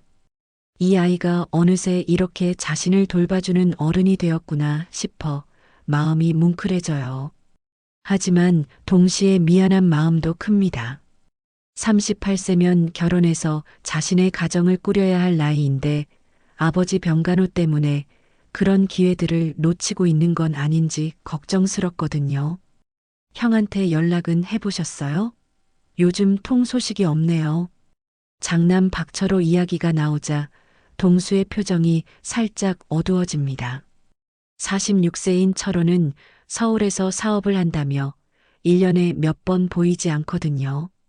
추석 때도 사업상 급한 일이 생겼다며 내려오지 않았고 아버지 수술 때도 중요한 계약이 있어서라며 병원에 얼굴만 비추고 바로 올라갔어요. 철호도 바쁠 거야. 서울에서 사업한다는 게 쉬운 일이겠나? 동수는 이렇게 말하지만 목소리 어딘가에 아쉬움이 배어 있습니다. 사실 철호의 연락은 점점 뜸해지고 있었어요. 처음에는 일주일에 한 번씩 안부 전화라도 했는데 이제는 한 달에 한 번도 채 되지 않습니다. 전화를 해도 바빠서 회의 중이라서 나중에 다시 연락드릴게요라는 말만 반복하죠. 진호는 이런 상황을 지켜보며 속으로 복잡한 감정을 느끼고 있어요. 형이 왜 이렇게 연락이 뜸해졌는지, 혹시 다른 이유가 있는 건 아닌지 의심스러운 마음이 들기도 하거든요. 어린 시절 형은 항상 모범적이었습니다. 공부도 잘하고 부모님 말씀도 잘 듣고 동생인 자신을 잘 돌봐주기도 했어요. 그런 형이 이렇게 가족으로부터 멀어져가는 모습을 보면서 진호는 마음 한편으로 서운함을 느끼고 있었습니다. 아버지, 저녁은 뭐 드시고 싶으세요? 오늘 시장에서 좋은 생선을 받았는데요. 진호는 화제를 돌리며 아버지를 살핍니다. 요즘 들어 식욕이 많이 떨어지신 것 같아 늘 걱정스러워요. 수술 전에는 밥 한 공기를 뚝딱 드시곤 했는데 지금은 반 공기도 제대로 드시지 못할 때가 많거든요. 뭐든 좋다. 내가 해주는 음식이면 다 맛있어. 동수는 아들의 손을 잡으며 말합니다. 그 손길에는 고마움과 미안함이 함께 담겨 있어요. 평생 가족을 위해 일해왔던 자신이 이제는 둘째 아들에게만 의지하고 있다는 사실이 마음 한편으로는 무겁게 다가오거든요. 젊은 시절에는 이 한옥을 지으며 두 아들이 결혼해서 대가족을 이루고 살 꿈을 꾸었는데 지금은 그런 꿈들이 하나씩 멀어져 가고 있다는 생각이 듭니다. 저녁 준비를 하며 진호는 문득 어린 시절을 떠올립니다. 아버지는 늘 두 아들에게 형제가 우애 있게 살아라고 강조하셨어요. 형제는 남이 아니야. 부모가 없어도 서로 의지하고 살아야 하는 사이란다. 그때는 그저 당연한 말씀으로 들렸는데 지금 생각해보니 그 말 속에는 보이지 않는 긴장감이 있었던 것 같습니다. 혹시 아버지는 벌써 그때부터 형과 동생 사이에 미묘한 거리감이 있다는 걸 알고 계셨던 걸까요? 부엌에서 생선을 손질하면서 진호는 형에 대한 기억들을 하나씩 떠올려 봅니다. 고등학교 때 형이 갑자기 용돈을 많이 달라고 했던 일, 대학교 다닐 때 몰래 아르바이트를 여러 개씩 했던 일, 졸업 후에 서울로 올라가면서 큰 돈 벌어서 가족들 다 편하게 해드리겠다고 했던 말들이 새록새록 떠오르죠. 그런데 그 약속들이 하나씩 지켜지지 않고 있다는 생각이 듭니다. 밤이 깊어가며 진호는 아버지 방 앞을 지나다가 문득 걸음을 멈춥니다. 방 안에서 아버지의 한숨 소리가 들려오거든요. 철호야, 내가 뭔 일을 하고 있는지 아버지는 알고 있단다. 혼잣말처럼 중얼거리시는 소리가 문틈으로 새어나옵니다. 아마도 아버지도 철호가 이렇게 연락이 뜸해진 이유를 나름대로 짐작하고 계실 텐데 그런 생각들이 마음을 무겁게 하고 있는 것 같아요. 진호는 오래전부터 장남인 철호의 연락이 뜸해진 진짜 이유를 어렴풋이 알고 있었습니다. 하지만 그것이 단순히 바쁜 일정 때문만은 아니라는 직감이 계속해서 마음 한구석을 불편하게 만들고 있었어요. 형에게 무슨 일이 있는 건 아닐까? 혹시 가족에게 말하지 못할 어려움이 있는 건 아닐까 하는 걱정이 점점 커져가고 있었습니다. 그리고 그런 불안한 예감이 현실이 되지 않기를 간절히 바라고 있었죠. 그로부터 일주일이 지난 어느 오후 진호는 시장에서 돌아와 대문 앞에서 걸음을 멈춥니다. 평소에는 없던 검은색 세단이 집 앞에 주차되어 있거든요. 번호판을 보니 서울 차량입니다. 혹시 형이 내려온 건 아닐까 싶어 가슴이 두근거리기 시작해요. 하지만 동시에 왜 미리 연락도 없이 갑자기 나타났을까 하는 의문도 듭니다. 아버지, 누가 와 계신가요? 진호가 조심스럽게 마당으로 들어서자 안방에서 익숙한 목소리가 들려옵니다. 바로 형 철호의 목소리예요. 아버지, 제가 모실게요. 병원도 서울이 훨씬 좋잖아요. 진호는 급히 안방으로 향합니다. 방 안에서는 철호가 아버지 옆에 앉아 진지한 표정으로 무언가 이야기하고 있어요. 철호의 모습은 예전과 달라 보입니다. 정장은 말끔하게 차려입었지만 얼굴이 많이 야위었고 눈가에 피로가 역력해요. 무엇보다 평소에 여유로운 미소 대신 어딘가 조급해 보이는 표정을 짓고 있습니다. 형, 언제 내려왔어요? 연락도 없이. 진호가 방에 들어서자 철호가 고개를 돌립니다. 아, 진호야. 갑자기 시간이 나서 내려왔어. 아버지 상태가 어떤지 직접 보고 싶었거든. 철호의 목소리에는 평소와 다른 긴장감이 섞여 있어요. 동수는 두 아들을 번갈아 바라보며 잠시 흔들리는 표정을 짓습니다. 철호가 서울 병원으로 모시고 가겠다는구나. 시설도 좋고 의료진도 더 전문적이라고 하네. 하지만 동수의 목소리에는 확신이 부족해 보여요. 이 집에서 태어나 평생을 살아온 터라 갑자기 낯선 곳으로 가는 것이 부담스러운 모양입니다. 형, 갑자기 왜요? 아버지께서 여기서도 잘 계시는데. 진호는 형의 제안이 뜬금없다고 생각합니다. 지금까지 병원비도 제대로 보내지 않던 형이 갑자기 서울로 모시겠다고 나서는 게 이상해요. 게다가 아버지께서 환경이 바뀌시면 스트레스 받으실 텐데요. 철호는 부드럽게 웃으며 진호의 어깨에 손을 얹습니다. 진호야, 내가 형이잖아. 이제 내가 책임지고 모셔야지. 내가 혼자서 얼마나 고생했겠어. 하지만 철호의 웃음 뒤에는 무언가 급박한 것이 숨어 있는 것 같아요. 마치 시간에 쫓기는 사람처럼 자꾸 시계를 쳐다보고 휴대폰이 울릴 때마다 움찔하는 모습을 보이거든요. 하지만 형, 아버지께서 이 집을 얼마나 좋아하시는데요. 마당의 감나무도 뒷마당의 텃밭도 직접 가꾸신 거잖아요. 진호는 아버지를 바라보며 말합니다. 동수는 이 한옥에서 40년 넘게 살아왔어요. 직접 설계하고 지은 집이라 애착이 남달랐거든요. 마당 한 구석의 작은 연못도 처마 밑의 화분들도 모두 동수의 손길이 닿지 않은 곳이 없습니다. 철호는 잠시 망설이다가 아버지에게 다가갑니다. 아버지, 제가 서울에서 좋은 병원을 알아봤어요. 암 전문 병원인데 최신 장비도 있고 의료진도 최고예요. 여기보다 훨씬 나은 치료를 받으실 수 있을 거예요. 철호의 말투는 정중하지만 어딘가 강요하는 듯한 느낌이 들어요. 동수는 한참 동안 침묵합니다. 아들이 자신을 걱정하는 마음은 고맙지만 갑작스러운 제안이 부담스러워요.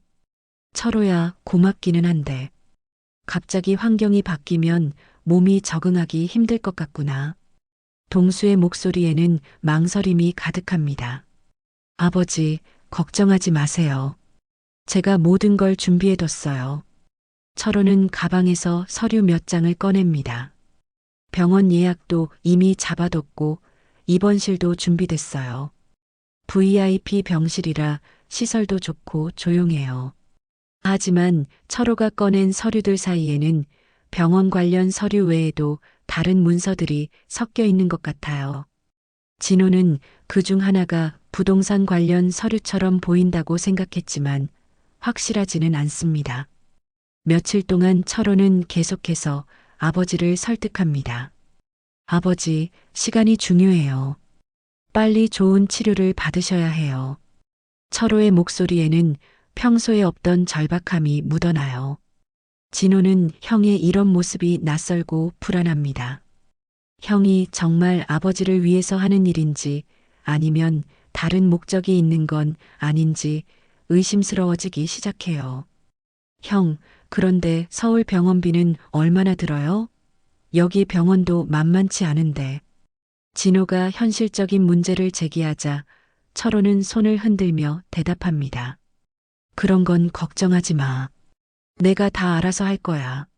하지만 철호의 대답은 구체적이지 않아요. 어떻게 병원비를 해결할 건지, 보험은 적용되는 건지 아무것도 명확하게 설명하지 않거든요. 결국 며칠 후 동수는 아들의 간청에 못 이겨 서울로 가기로 결정합니다. 그래, 내 말이 맞을지도 모르겠다. 좋은 치료를 받는 게 중요하지. 하지만 동수의 표정에는 여전히 불안함이 남아 있어요. 평생 살아온 집을 떠난다는 것이 쉽지 않거든요. 출발 전날 밤 진호는 형과 둘만 있을 때 조심스럽게 물어봅니다. 형, 정말 괜찮은 거죠? 갑자기 이런 결정을 하시는 게 좀 이상해서요. 철호는 진호의 어깨를 토닥이며 웃습니다. 걱정 마, 진호야. 형이 언제 가족을 위험하게 한 적 있었어? 아버지만 생각하면 돼. 하지만 진호는 형의 말에도 불구하고 마음 한편으로는 불안함을 떨칠 수 없습니다. 형의 행동이 평소와 너무 달라 보이거든요. 특히 휴대폰으로 누군가와 통화할 때마다 목소리를 낮추고 진호가 다가오면 급히 전화를 끊는 모습들이 의심스러워요. 다음 날 아침 철호는 번듯한 검은색 세단에 아버지를 모시고 서울로 향합니다. 진호는 대문 앞에서 차가 사라질 때까지 바라보며 서 있어요. 가슴 한편으로는 알 수 없는 불안이 자리 잡기 시작합니다. 이 결정이 과연 옳은 것일까? 형에게 정말 다른 의도는 없는 걸까 하는 생각이 머릿속을 맴돌죠. 서울 강남의 한 대형 병원, 15층 VIP 병동에 위치한 특실입니다. 넓은 병실 안에는 최신식 병상과 소파, 냉장고까지 갖춰져 있어요. 창밖으로는 한강이 내려다 보이고 병실 곳곳에 놓인 화분들이 고급스러운 분위기를 연출하고 있습니다. 하지만 이 모든 것이 76세 박동수에게는 낯설기만 해요. 아버지, 어떠세요? 시설이 좋죠? 철호가 병실 안을 둘러보며 만족스러운 표정을 짓습니다. 하지만 동수는 침대에 앉아 창밖만 바라보고 있어요. 고향 마산의 한옥마당이 그리운 모양입니다. 좋구나. 하지만 너무 높은 것 같아. 집에서는 마당이 바로 보였는데 동수의 목소리에는 아쉬움이 묻어나요. 철호는 간호사들에게 자주 지시를 내립니다. 아버지 식사 시간을 정확히 지켜주시고 약도 시간에 맞춰 드리세요. 그리고 방문객은 가족 외에는 받지 마세요. 철호의 말투는 정중하지만 어딘가 신경질적인 면이 보여요. 평소의 여유로운 모습과는 사뭇 다릅니다. 철호야, 내가 여기 계속 있을 수는 없잖니. 사업도 있고. 동수가 걱정스럽게 묻자 철호는 고개를 젓습니다. 아버지, 걱정하지 마세요. 제가 모든 걸 안배해뒀어요. 간병인도 좋은 분으로 구해뒀고 의료진도 최고예요. 하지만 철호의 얼굴에는 피로가 역력해요. 밤잠을 제대로 못 자는 것 같고 자꾸 시계를 쳐다보는 습관도 눈에 띕니다. 며칠이 지나면서 병원비와 생활비가 빠르게 소진되고 있다는 걸 동수도 느끼기 시작해요. 철호야, 여기 하루 입원비가 얼마나 되니? 동수가 조심스럽게 묻자 철호는 애매하게 웃으며 대답합니다. 아버지, 그런 건 신경 쓰지 마세요. 제가 다 처리할 거예요. 하지만 동수는 눈치가 빠른 사람입니다. 철호가 병원 원무과 직원들과 이야기할 때마다 표정이 어두워지는 걸 알아차려요. 선생님, 입원비 납부가 늦어지고 있는데요. 하는 소리가 복도에서 들려올 때마다 철호는 당황하는 기색을 보입니다. 한편 마산에 있는 진호는 매일 아버지께 안부 전화를 드립니다. 아버지, 병원 생활은 어떠세요? 불편한 건 없으시고요? 하지만 전화 너머 아버지의 목소리는 예전만큼 활기차지 않아요. 괜찮다, 괜찮아. 그런데 진호야, 형이 요즘 좀 이상해 보여. 자꾸 누군가와 전화 통화를 하는데 목소리가 심각해. 진호도 형에게 전화를 걸어봅니다. 형, 병원비는 괜찮아요? 제가 도와드릴 일이 있으면 말씀하세요. 하지만 철호의 대답은 늘 똑같아요. 걱정 마, 진호야. 형이 다 알아서 해. 내가 신경 쓸 일 아니야. 그런데 어느 날부터 병실을 자주 드나드는 정체 모를 중년 남자가 보이기 시작합니다. 40대 후반으로 보이는 그 남자는 양복을 말끔히 차려입었지만 어딘가 험상궂은 인상을 풍겨요. 병원 직원도 아니고 의료진도 아닌 것 같은데 자주 철호와 만나고 있습니다. 동수는 그 남자가 올 때마다 묘한 긴장감을 느껴요. 철호야, 저 사람은 누구니? 자주 오는 것 같은데. 하지만 철호는 사업 관련해서 만나는 분이에요. 별거 아니니까 신경 쓰지 마세요라고만 답합니다. 어느 날 오후 동수가 화장실에 다녀오다가 병실 문 밖에서 그 중년 남자와 철호가 나누는 대화를 우연히 듣게 됩니다. 박 사장님, 서류 준비 다 됐어요. 이제 인감만 받으면 됩니다. 중년 남자의 목소리는 낮고 차갑습니다.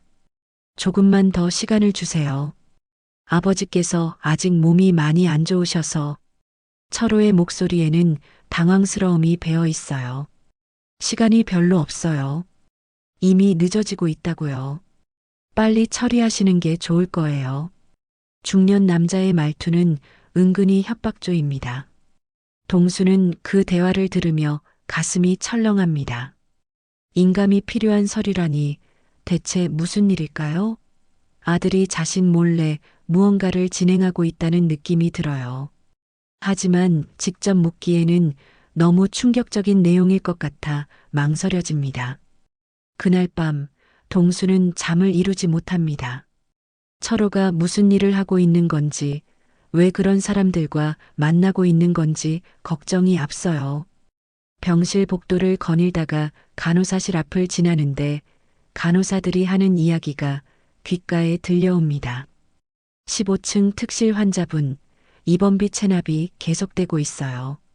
보호자분이 계속 연장해달라고 하시는데 병원 규정상 더 이상은 힘들 것 같아요. 간호사들의 대화를 들은 동수는 더욱 불안해집니다. 철호가 병원비를 제대로 내지 못하고 있다는 뜻이거든요. 다음 날 아침, 철호가 또다시 그 중년 남자와 병실 밖에서 만납니다. 이번에는 다른 사람도 함께 왔어요. 박 사장님, 더 이상 미룰 수 없어요. 오늘까지 결정하셔야 합니다. 그 남자의 목소리는 전날보다 더욱 단호합니다. 동수는 침대에 누워 있지만 귀를 기울이고 있어요. 제발 조금만 더 기다려주세요. 아버지께서 지금 상태가. 철호의 목소리는 거의 애원하는 수준입니다. 우리도 비즈니스예요. 감정으로 할 수 있는 일이 아니라고요. 그때 동수는 결심합니다. 더 이상 모른 척 할 수 없다는 생각이 들어요. 아들이 무슨 일에 휘말려 있는지 정확히 알아야겠습니다. 특히 자신의 인감이 필요한 서류라는 것이 무엇인지, 그리고 왜 그런 험악해 보이는 사람들과 거래를 하고 있는지 말이에요. 그날 오후 동수는 철호에게 직접 물어볼 결심을 합니다. 아들이 어떤 어려움에 처해 있든 아버지로서 도와줄 방법을 찾아야 한다고 생각하거든요. 하지만 동시에 최악의 상황을 상상하며 마음이 무거워집니다. 혹시 철호가 자신을 이용해 무언가 잘못된 일을 하려는 건 아닐까 하는 두려움이 점점 커져가고 있어요. 다음 날 아침, 동수는 철호에게 조심스럽게 접근합니다. 철호야, 어제 병실 밖에서 누구와 이야기하던데 혹시 무슨 일이라도 있니? 하지만 철호는 당황한 기색을 보이며 고개를 젓습니다. 아니에요, 아버지. 그냥 사업 관련 미팅이었어요. 별거 아니니까 걱정하지 마세요. 동수는 아들의 말을 믿고 싶지만 어제 들었던 대화 내용이 자꾸 머릿속을 맴돕니다. 인감이 필요한 서류, 시간이 없다는 말, 그리고 철호의 애원하는 듯한 목소리. 이 모든 것들이 단순한 사업 미팅이라고 하기에는 너무 심각해 보였거든요. 진호는 마산에서 매일 아버지와 형에게 안부 전화를 드립니다. 아버지, 몸은 괜찮으세요? 병원 음식은 입에 맞으시고요? 하지만 아버지의 목소리에서는 평소의 활기를 찾아볼 수 없어요. 괜찮다, 진호야. 그런데 형이 요즘 많이 힘들어 보여.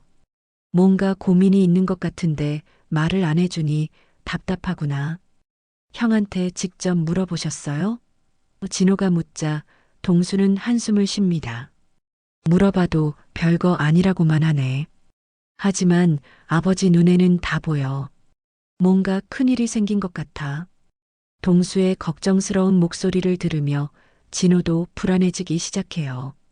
진호는 철호에게도 전화를 걸어 서류 내용을 확인하려 합니다.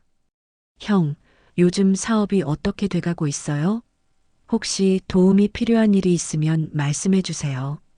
하지만 철호는 예상대로 피해 가려고만 해요. 진호야, 내가 걱정할 일 아니야. 사적인 거래라서. 아버지랑도 상관없는 일이고. 사적인 거래요? 그럼 왜 아버지 병실에서 그런 사람들과 만나시는 거예요? 진호의 목소리에는 의심이 섞여 있습니다. 철호는 잠시 말문이 막힌 듯 침묵하다가 진호야, 형을 믿어줘. 나쁜 일은 절대 아니야라고만 답합니다. 그러던 중 마산집의 우편물이 병원으로 배달됩니다. 평소 같으면 그냥 넘어갔을 일인데 오늘은 뭔가 다른 우편물이 섞여 있어요. 동수가 우편물을 정리하다가 한 통의 등기우편을 발견합니다. 발송처를 보니 법무법인이고 제목에는 근저당권 설정 등기 완료 통지서라고 적혀 있어요. 동수는 떨리는 손으로 봉투를 뜯습니다. 안에는 공식적인 서류가 들어있는데 그 내용을 보고 충격을 받아요. 주소 경남 마산시 자신의 집 주소, 채권자 모 금융사, 금액 3억 원, 근저당권자 박철호. 동수는 서류를 보며 온몸이 떨리기 시작합니다. 이게 무슨... 동수는 믿을 수 없다는 표정으로 서류를 다시 확인해 봅니다. 분명히 자신의 집 주소가 맞고 철호의 이름도 명확하게 적혀 있어요. 그런데 자신은 이런 서류에 서명한 기억이 전혀 없습니다. 언제, 어떻게 이런 일이 일어난 거죠? 그때 철호가 병실로 들어옵니다. 동수는 서류를 들고 아들을 바라봅니다. 철호야, 이게 뭐니? 철호는 아버지 손에 들린 서류를 보고 얼굴이 하얗게 질려요. 아버지, 그건 내가 우리 집을 담보로 잡았단 말이니? 동수의 목소리는 떨리고 있습니다. 평생 살아온 집, 직접 설계하고 지은 집이 자신도 모르는 사이에 담보로 잡혔다는 사실이 믿어지지 않아요. 철호는 처음에는 부인하려고 합니다. 아버지, 그게 아니에요. 오해가 있으신 것 같은데. 하지만 공식 서류 앞에서는 더 이상 변명할 수 없어요. 결국 철호는 고개를 떨구며 진실을 털어놓습니다. 사업이 잠깐 어려워져서 곧 갚을 거예요, 아버지. 잠깐 어려워져서? 동수의 목소리가 높아집니다. 3억 원이 잠깐이야? 그리고 내 동의도 없이 어떻게 이런 일이 가능해? 동수는 화가 나면서도 동시에 슬픕니다. 자신이 평생 믿고 의지했던 큰아들이 이런 짓을 했다는 사실이 받아들여지지 않거든요. 철호는 무릎을 꿇고 아버지 앞에 앉습니다. 아버지, 정말 죄송해요. 하지만 방법이 없었어요. 사업 자금이 급하게 필요했고 은행에서는 대출을 안 해주고. 철호의 목소리는 점점 작아져요. 아버지 위해서 한 거예요. 좋은 병원에 모시고 나중에 집도 다시 찾아드리고. 그때 진호에게 전화가 옵니다. 동수는 떨리는 손으로 전화를 받아요. 진호야. 아버지, 목소리가 왜 그러세요? 무슨 일 있으세요? 진호의 걱정스러운 목소리를 들으며 동수는 눈물이 나려고 해요. 진호야, 너 빨리 서울로 올라와. 큰일이 났어. 동수는 간신히 목소리를 가다듬으며 말합니다. 형이 우리 집을 담보로 잡았단다. 전화 너머로 진호의 놀라는 소리가 들려와요. 뭐라고요? 집을? 아버지, 농담이시죠? 진호는 믿을 수 없다는 투로 묻습니다. 하지만 아버지의 진지한 목소리를 들으며 이것이 농담이 아니라는 걸 깨달아요. 아버지, 제가 지금 바로 올라갈게요. 형과 직접 이야기해야겠어요. 진호는 급히 짐을 챙겨 서울로 향합니다. 차 안에서 내내 분노가 치밀어 올라요. 형이 어떻게 아버지를 속이고 집까지 담보로 잡을 수 있었을까? 그리고 자신에게는 왜 한마디 상의도 없었을까 하는 생각에 붕괴합니다. 서울에 도착한 진호는 병원으로 달려갑니다. 병실 문을 열고 들어서자 철호가 아버지 옆에 앉아 계속 사과하고 있어요. 아버지, 정말 죄송해요. 제가 꼭 해결할게요. 형? 진호가 소리치며 들어서자 철호는 고개를 돌립니다. 진호야. 형, 이게 무슨 짓이에요? 아버지 집을 담보로 잡다니. 진호의 목소리는 분노로 떨리고 있어요.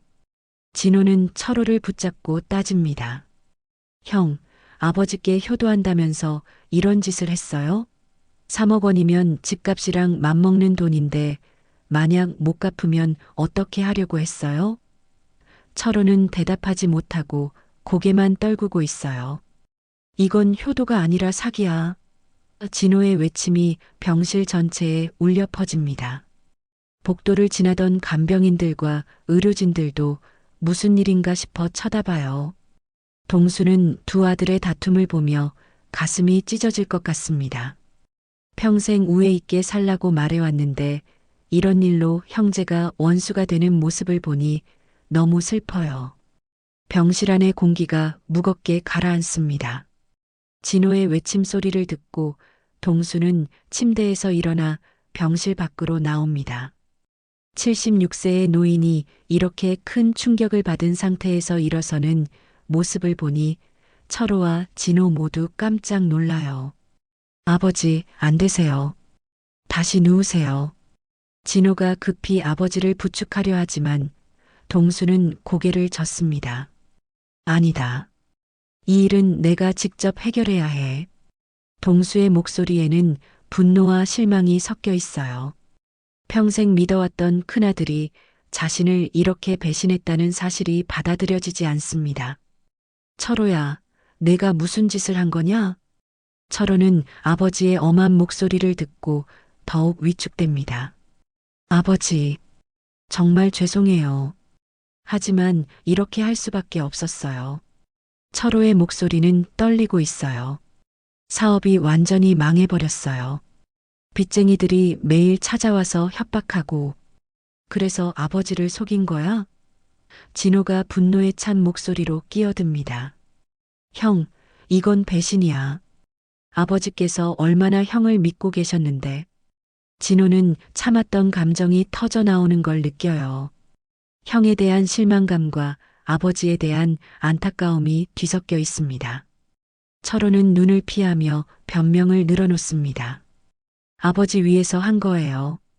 좋은 병원에 모시고 나중에 집도 꼭 되찾아 드릴게요. 사업만 다시 잘 되면.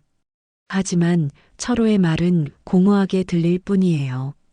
이미 3억 원의 빚을 진 상황에서 어떻게 사업을 다시 일으켜 세울 수 있겠어요? 사업이 다시 잘 되면? 진호는 비웃듯이 말합니다. 형, 현실을 봐요. 지금까지 형이 한 사업 중에 제대로 된 게 하나라도 있었어요? 진호의 날카로운 지적에 철호는 할 말을 잃어요. 사실 철호는 지난 몇 년간 여러 사업을 시도했지만 모두 실패했거든요. 동수는 두 아들의 다툼을 지켜보며 가슴이 답답해집니다.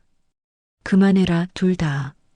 이미 벌어진 일을 가지고 싸워봤자 무슨 소용이야. 동수는 철호를 바라보며 말합니다. 철호야, 솔직하게 말해라. 언제부터 이런 일을 계획한 거냐? 철호는 한참 동안 침묵하다가 고백하기 시작합니다. 한 달 전부터요. 빚쟁이들이 더 이상 기다려주지 않겠다고 했어요. 집이라도 담보로 잡아야 시간을 벌 수 있다고 해서. 철호의 목소리는 점점 작아져요. 그래서 아버지를 서울로 모신 거예요. 서류 처리하기 위해서. 서류 처리? 동수가 의아해하며 묻습니다. 내가 언제 서명했다는 거냐? 난 그런 서류에 서명한 기억이 전혀 없는데. 동수는 자신의 기억을 되짚어보지만 정말로 그런 서류를 본 적이 없어요. 진호는 그날 밤 금융사를 찾아갑니다. 밤늦은 시간이지만 24시간 운영하는 대출업체였어요. 저희 아버지 명의로 대출을 받으셨다고 하는데 서류를 확인해 볼 수 있을까요? 진호는 담당 직원에게 정중하게 부탁합니다. 아, 박동수 어르신 건가요? 잠시만 기다리세요. 직원이 컴퓨터를 확인하더니 파일을 꺼내 보여줍니다. 여기 있네요. 보증인은 아들분이고 본인 위임장도 있어요. 직원이 서류를 펼쳐 보이자 진호는 깜짝 놀라요. 서류에는 분명히 아버지의 서명이 있었거든요. 하지만 그 서명을 자세히 보니 평소 아버지의 글씨체와는 많이 다른 것 같아요. 특히 서명 날짜를 확인해 보니 아버지가 항암 치료로 정신이 혼미했던 날이었습니다. 이 서명 날짜가 맞나요? 네, 맞습니다. 직접 오셔서 서명하셨어요. 직원의 말을 들으며 진호는 분노가 치밀어 올라요. 아버지가 항암 치료 부작용으로 정신이 혼미한 상태에서 서명을 받은 거라면 이건 명백한 사기거든요. 그날 아버지 상태가 어땠는지 기억하세요? 진호가 묻자 직원은 잠시 생각해 봅니다. 많이 힘들어 보이셨어요. 손도 많이 떨리시고 아들분이 계속 옆에서 도와주셨고요. 직원의 증언을 들으며 진호는 형의 행동이 계획적이었다는 확신을 갖게 됩니다. 다음 날 아침 진호는 어머니의 낡은 수첩을 뒤져봅니다. 어머니가 돌아가시기 전까지 가계부처럼 썼던 수첩인데 혹시 철호와 관련된 기록이 있을까 싶어서예요. 수첩을 넘기다가 20년 전 기록을 발견합니다. 1998년 5월 15일. 철호, 도박빚 2천만 원. 집 저당 잡아서 갚아주다. 절대 다시는 안 된다고 엄하게 말했음. 어머니의 단정한 글씨로 적힌 기록을 보며 진호는 충격을 받아요. 철호가 예전에도 이런 일을 저질렀다는 거거든요. 수첩을 계속 넘기니 비슷한 기록들이 더 나옵니다. 2001년 3월. 철호 사업 실패. 1천만 원 지원. 2005년 7월. 철호 또 빚. 500만 원 보내줌. 진호는 어머니가 돌아가실 때까지 철호의 빚을 계속 갚아주셨다는 걸 알게 됩니다. 진호는 철호의 지인들에게도 연락해 봅니다. 형 사업이 어떻게 되고 있는지 아세요? 하지만 돌아오는 대답들은 모두 비슷해요. 철호 형, 요즘 사업이 많이 어려워 보이던데. 몇 년 전부터 계속 실패하고 있어. 빚이 많이 있다는 소문을 들었어. 모든 사실을 확인한 진호는 아버지에게 돌아가 모든 것을 알립니다. 아버지, 형은 예전부터 빚에 쫓기고 있었어요. 어머니 수첩에도 기록이 다 나와 있고 지인들 말로는 최근 몇 년간 사업도 번번이 실패했대요. 동수는 진호의 말을 들으며 눈을 감습니다. 사실 철호의 문제를 어렴풋이 알고 있었지만 이렇게 심각할 줄은 몰랐어요. 그래서 이번에도 그걸 숨기려고. 동수의 목소리에는 깊은 실망이 배어 있습니다.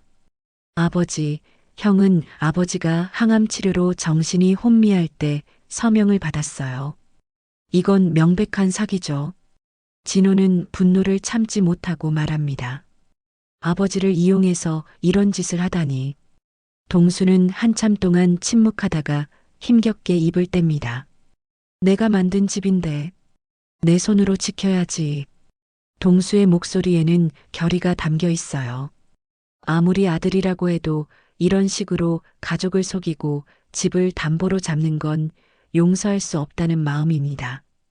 그날 밤 철호가 병실로 돌아오자 동수와 진호는 그를 기다리고 있었습니다. 철호야, 이제 더 이상 변명하지 마라. 내가 한 일을 다 알고 있다. 동수의 단호한 목소리를 들으며 철호는 모든 게 끝났다는 걸 깨닫습니다. 그날 밤 병실의 분위기는 무겁기만 합니다. 철호는 아버지와 동생 앞에 앉아 고개를 떨구고 있어요. 더 이상 숨길 것도 변명할 것도 없다는 걸 알고 있거든요. 동수는 철호를 바라보며 천천히 입을 엽니다. 철호야, 이제 정말로 모든 걸 솔직하게 말해라. 언제부터 이런 일들이 시작됐는지 말이야. 철호는 한참 동안 침묵하다가 떨리는 목소리로 말하기 시작합니다. 5년 전부터요, 아버지. 처음에는 정말 작은 사업을 시작하려고 했어요. 카페 프랜차이즈 사업이었는데 철호의 목소리에는 후회가 가득해요. 그런데 그게 완전히 망하면서 빚이 생겼어요. 그래서 동수가 조용히 묻자 철호는 계속 이야기합니다. 빚을 갚으려고 다른 사업을 또 시작했어요. 온라인 쇼핑몰이었는데 그것도 실패했죠. 그때부터 빚이 눈덩이처럼 불어나기 시작했어요. 철호는 자신의 실패담을 털어놓으며 점점 목소리가 작아집니다. 진호는 형의 이야기를 들으며 어머니 수첩의 기록들을 떠올립니다. 형, 그런데 이게 처음이 아니잖아요. 어머니 수첩에 보니까 20년 전에도 도박 빚으로 집을 담보 잡았었던데요. 진호의 지적에 철호는 더욱 고개를 숙입니다. 그때는 정말 젊어서 바보 같은 짓을 했어요. 철호가 힘겹게 인정합니다. 어머니께서 엄청 화나셨죠. 절대 다시는 이런 일 없을 거라고 약속드렸는데 철호는 그때의 기억이 떠오르는지 눈물을 흘리기 시작해요. 동수는 아들의 눈물을 보며 마음이 복잡해집니다. 화가 나면서도 한편으로는 안타까워요. 그런데 왜 또 이런 일을 저질렀냐? 어머니와의 약속은 어떻게 된 거야? 동수의 목소리에는 실망감이 가득합니다. 죄송해요, 아버지. 정말 죄송해요. 철호는 계속 사과하지만 이미 저질러진 일은 돌이킬 수 없어요. 이번에는 정말 마지막이라고 생각했어요. 이 빚만 해결하면 다시 시작할 수 있을 거라고. 진호는 형의 변명을 듣다가 참지 못하고 말합니다. 형, 그런 식으로 말하면 다음에 또 똑같은 일 벌일 거 아니에요? 이번이 마지막이라고? 20년 전에도 똑같은 말 했잖아요. 진호의 날카로운 지적에 철호는 할 말을 잃어버려요. 그때 동수가 철호에게 묻습니다. 철호야, 그럼 지금 빚이 정확히 얼마나 되는 거냐? 철호는 머뭇거리다가 전체적으로 5억 정도요라고 대답해요. 그 금액을 들은 동수와 진호는 깜짝 놀랍니다. 5억? 진호가 믿을 수 없다는 표정으로 되묻습니다. 그럼 집 담보로 받은 3억으론 해결이 안 되는 거네요? 철호는 고개를 끄덕입니다. 나머지 2억은 다른 방법을 찾아야 해요. 동수는 아들의 말을 듣고 현실을 깨닫습니다. 집을 담보로 잡아도 빚이 완전히 해결되지 않는다는 거죠. 그렇다면 결국 집도 잃게 될 가능성이 높다는 뜻입니다. 철호야, 그럼 내 계획은 뭐였냐? 나머지 2억은 어떻게 해결하려고 했어? 철호는 대답하지 못하고 고개만 떨구고 있어요. 사실 뚜렷한 계획이 있었던 건 아니거든요. 그저 당장 급한 불을 끄고 보자는 생각이었을 뿐이에요. 계획이 없었어요. 그냥 시간을 벌고 싶었어요. 진호는 형의 무책임한 태도에 화가 치밀어 올라요. 시간을 벌고 싶었다고요? 형, 이건 아버지 인생이 걸린 문제예요. 아버지께서 평생 살아온 집인데 그걸 그냥 시간을 벌기 위한 수단으로 사용했다는 거예요? 그때 병실 문이 열리고 간병인이 들어옵니다. 어르신, 면회 시간이 끝나가는데요. 환자분 컨디션을 위해서 일찍 휴식을 취하시는 게 좋겠어요. 간병인의 말에 동수는 고개를 끄덕입니다. 알겠습니다. 진호는 일어서며 철호에게 마지막으로 말합니다. 형, 내일부터 이 문제를 해결하기 위해 움직일 거예요. 형이 협조할 거죠? 철호는 고개를 끄덕이지만 여전히 확신이 없어 보여요. 다음 날 아침 진호는 일찍 일어나 법률 상담을 받으러 갑니다. 변호사 사무실에서 상황을 설명하니 변호사는 고개를 저어요. 노인분이 정신이 혼미한 상태에서 서명했다면 무효 소송을 걸 수 있어요. 하지만 입증이 쉽지 않을 겁니다. 어떤 증거가 필요한가요? 진호가 묻자 변호사는 설명합니다. 당시 병원 기록, 의사 소견서, 목격자 진술 등이 필요해요. 그리고 필적 감정도 받아야 하고요. 변호사의 설명을 들으며 진호는 해야 할 일들이 많다는 걸 깨닫습니다. 진호는 아버지가 치료받던 마산병원으로 전화를 걸어 당시 기록을 요청합니다. 항암 치료 부작용으로 정신이 혼미했던 날짜의 기록을 받고 싶은데요. 병원에서는 며칠 후에 서류를 준비해 주겠다고 답합니다. 한편 동수는 병실에서 철호와 단둘이 있게 됩니다. 철호야, 아버지가 하나만 물어보자. 내가 정말로 뉘우치고 있는 거냐? 동수의 진지한 질문에 철호는 눈물을 흘리며 대답합니다. 네, 아버지. 정말 후회하고 있어요. 그럼 이제부터라도 정직하게 살 생각이 있냐? 동수가 다시 묻자 철호는 고개를 끄덕입니다. 네, 아버지. 다시는 이런 일 없을 거예요. 하지만 동수는 철호의 말을 완전히 믿지 못하겠어요. 이미 여러 번 배신당한 경험이 있거든요. 오후에 진호가 돌아와서 법률 상담 결과를 알려줍니다. 아버지, 무효 소송을 걸 수 있대요. 하지만 시간이 좀 걸릴 것 같아요. 동수는 진호의 말을 듣고 안도하지만 동시에 걱정도 됩니다. 소송 기간 동안 이자는 계속 붙을 테니까요. 그날 저녁 동수는 창밖을 바라보며 깊은 생각에 잠깁니다. 평생 믿고 의지했던 큰아들이 자신을 이렇게 배신했다는 사실이 아직도 믿어지지 않아요. 하지만 이제는 현실을 받아들이고 문제를 해결해야 한다는 생각이 듭니다. 진호야, 고맙다. 내가 아니었으면 아버지는 어떻게 됐을지 모르겠어. 동수가 진호에게 고마움을 표현하자 진호는 고개를 젓습니다. 아버지, 당연한 일이에요. 가족이잖아요. 철호는 그런 아버지와 동생의 모습을 보며 더욱 죄책감을 느낍니다. 자신 때문에 가족이 이런 고생을 하고 있다는 생각에 괴로워해요. 하지만 이미 저질러진 일을 되돌릴 수는 없습니다. 이제는 어떻게든 문제를 해결하는 것만이 남은 길이에요. 일주일 후 진호는 필요한 서류들을 모두 준비했습니다.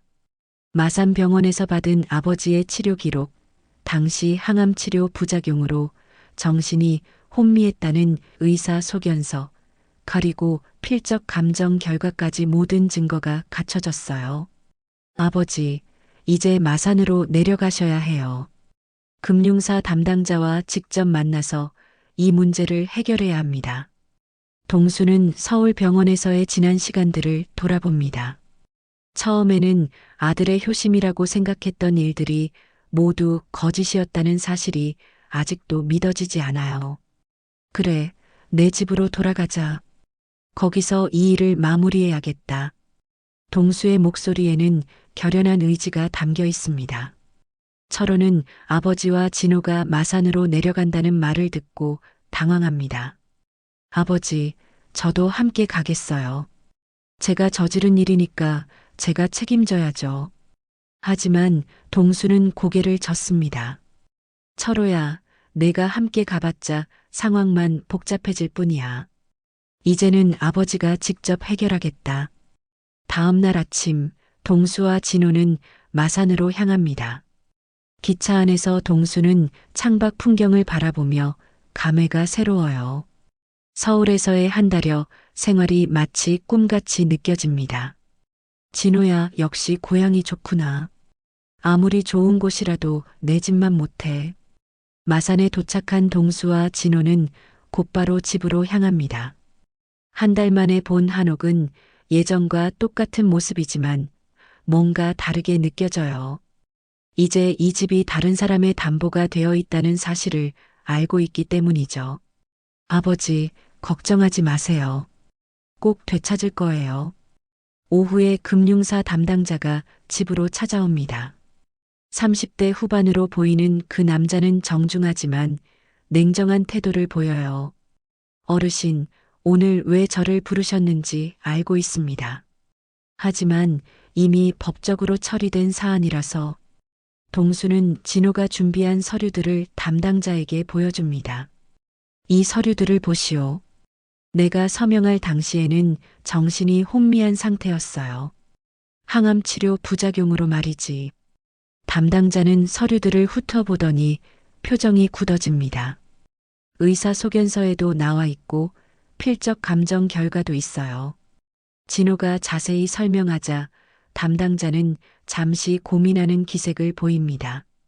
이런 경우라면 법적 검토가 필요할 것 같습니다. 담당자의 말투가 처음보다 조심스러워져요.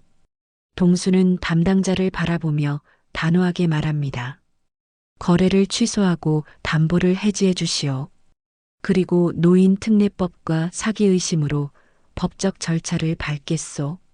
동수의 목소리에는 흔들림이 없어요. 평생 정직하게 살아온 사람의 당당함이 느껴집니다.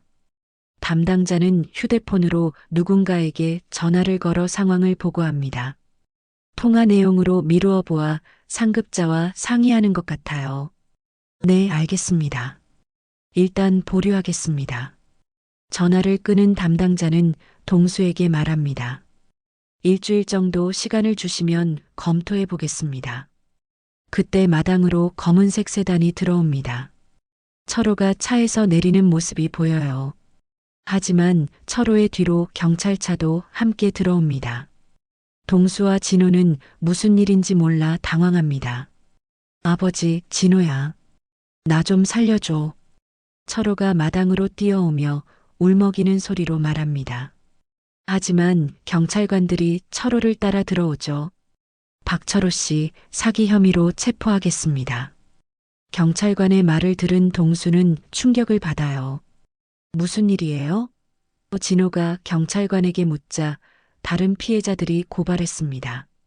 이분이 여러 명을 상대로 비슷한 수법을 썼더군요라고 설명합니다.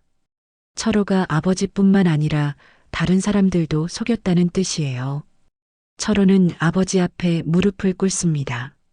아버지, 정말 죄송해요. 저 때문에 이런 일이.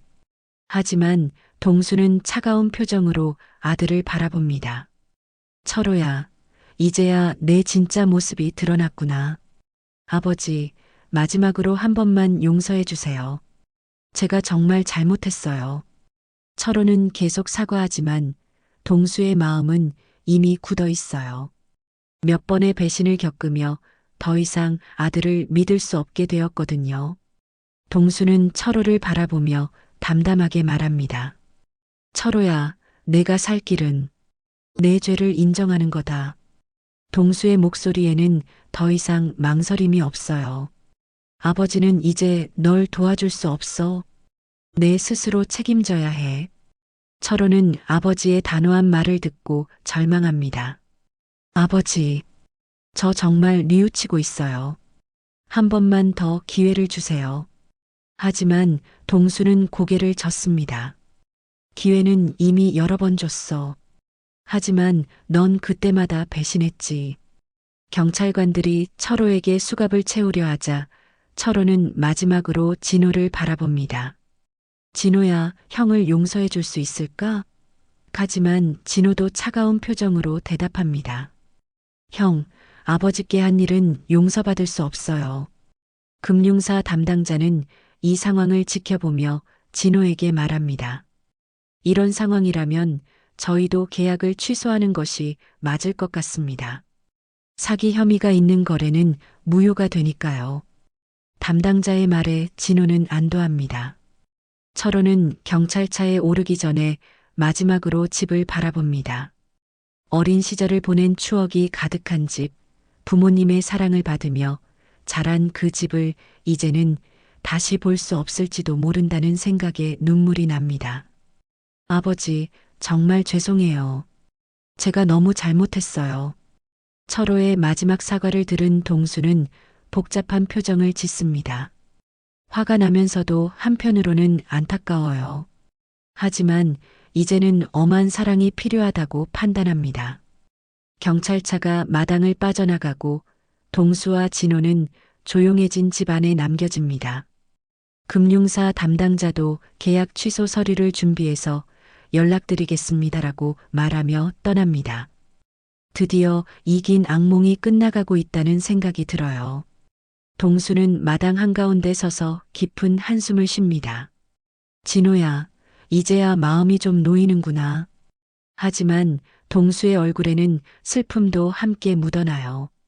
아무리 잘못했다고 해도 큰아들이니까요. 몇 달이 흘렀습니다. 계절은 겨울을 지나 다시 봄을 맞이하고 있어요. 마산 한옥의 마당에는 새로운 생명들이 돋아나고 있습니다. 동수의 병세도 많이 호전되어 이제는 지팡이를 짚고 마당을 거닐 수 있을 정도가 되었어요. 항암 치료의 효과가 좋았고 무엇보다 마음의 짐을 덜어낸 것이 건강 회복에 큰 도움이 되었습니다.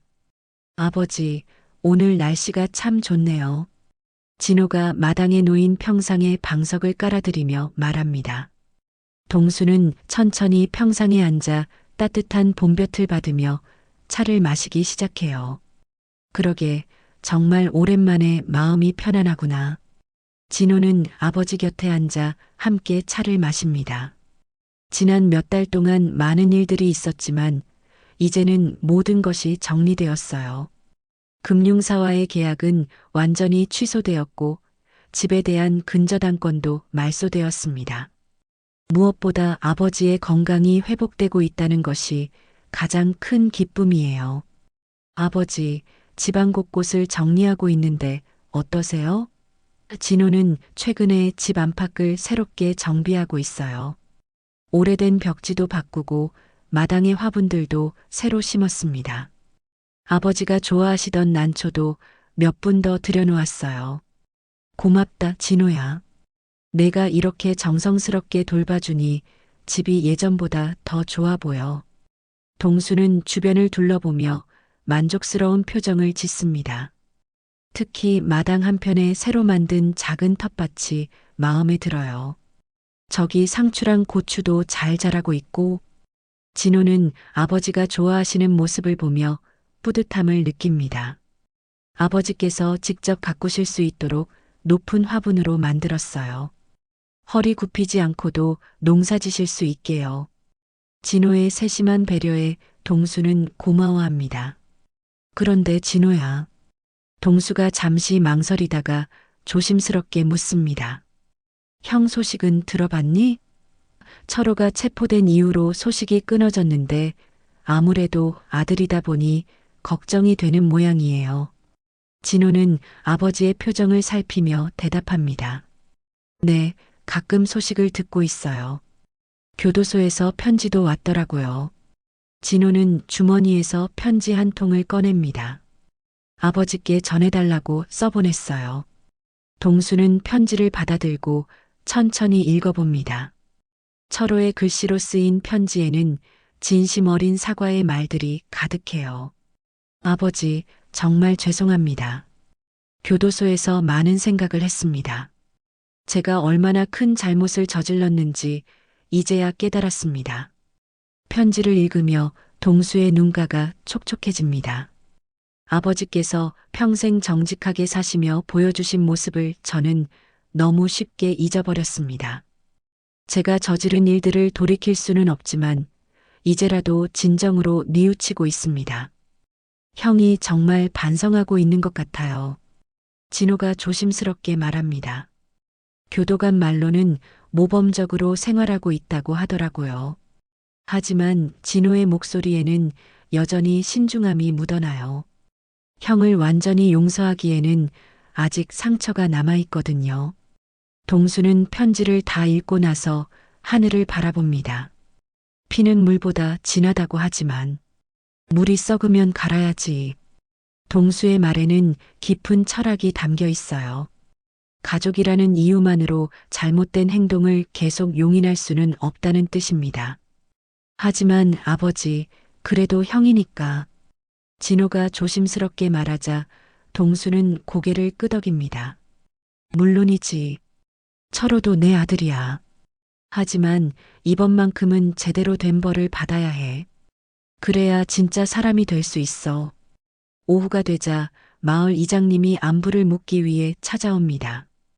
동수 형님, 몸은 많이 좋아지셨어요? 이장님은 동수의 안색을 보며 안도합니다. 아, 정말 좋아 보이시네요. 그동안 걱정 많이 했는데. 고맙습니다, 이장님. 진호가 잘 돌봐줘서 이렇게 회복하고 있어요. 동수는 진호를 바라보며 자랑스러워합니다. 이 녀석이 없었으면 어떻게 됐을지 모르겠어요. 이장님은 진호에게도 인사합니다. 진호야, 정말 효자구나. 아버지 병간호도 하고 그 어려운 일도 잘 해결했다며? 마을 사람들 사이에서는 이미 철호 사건이 알려져 있었어요. 하지만 진호가 어떻게 문제를 해결했는지도 함께 알려져서 칭찬이 자자합니다. 당연한 일을 했을 뿐이에요. 진호는 겸손하게 대답합니다. 가족이니까요. 진호의 말을 들은 이장님은 감탄합니다. 요즘 같은 세상에 이런 효자가 어디 있어. 동수 형님이 복이 많으셔. 저녁 무렵 동수와 진호는 함께 마당을 거닐며 이야기를 나눕니다. 진호야, 내 결혼은 언제 할 거냐? 동수가 갑자기 묻자 진호는 당황합니다. 아버지, 갑자기 왜 그러세요? 내 나이가 벌써 39인데 이제 정말 서둘러야지. 동수는 진지한 표정으로 말합니다. 아버지가 이번 일로 깨달은 게 있어. 가족이 정말 중요하다는 거야. 내가 결혼해서 좋은 가정을 꾸리는 모습을 보고 싶구나. 진호는 아버지의 말을 들으며 생각에 잠깁니다. 그동안 아버지 병간호에만 신경 쓰느라 개인적인 삶을 뒤로 미뤄왔거든요. 아버지께서 완전히 건강해지시면 생각해 볼게요. 아니야, 진호야. 아버지는 이제 괜찮아. 내가 내 인생을 살아야 해. 동수는 아들의 어깨에 손을 얹으며 말합니다. 아버지 때문에 내 인생을 포기하면 안 돼. 그건 아버지가 원하는 게 아니야. 가을 햇살이 한옥 처마 끝을 비춥니다. 남겨진 집은 여전히 그 자리에 서 있지만 그 안에 살던 가족의 관계는 새롭게 태어났어요. 잘못된 것은 바로잡고 진실한 것은 더욱 깊어졌습니다. 아버지, 앞으로는 정말 행복하게 사세요. 진호가 아버지의 손을 잡으며 말합니다. 저도 아버지께서 원하시는 대로 좋은 사람 만나서 결혼할게요. 동수는 아들의 말을 들으며 웃습니다. 그래, 그렇게 해라. 그리고 철호도 언젠가는 진짜로 뉘우치고 돌아올 거야. 그때까지 아버지가 기다리고 있을게. 밤하늘에 별들이 하나둘 떠오르기 시작합니다. 한옥의 처마 위로 보이는 별빛은 평화롭고 따뜻해요. 동수와 진호는 그 별빛 아래서 새로운 시작을 다짐합니다. 진정한 가족의 의미를 깨달은 이들에게 희망찬 내일이 기다리고 있을 거예요.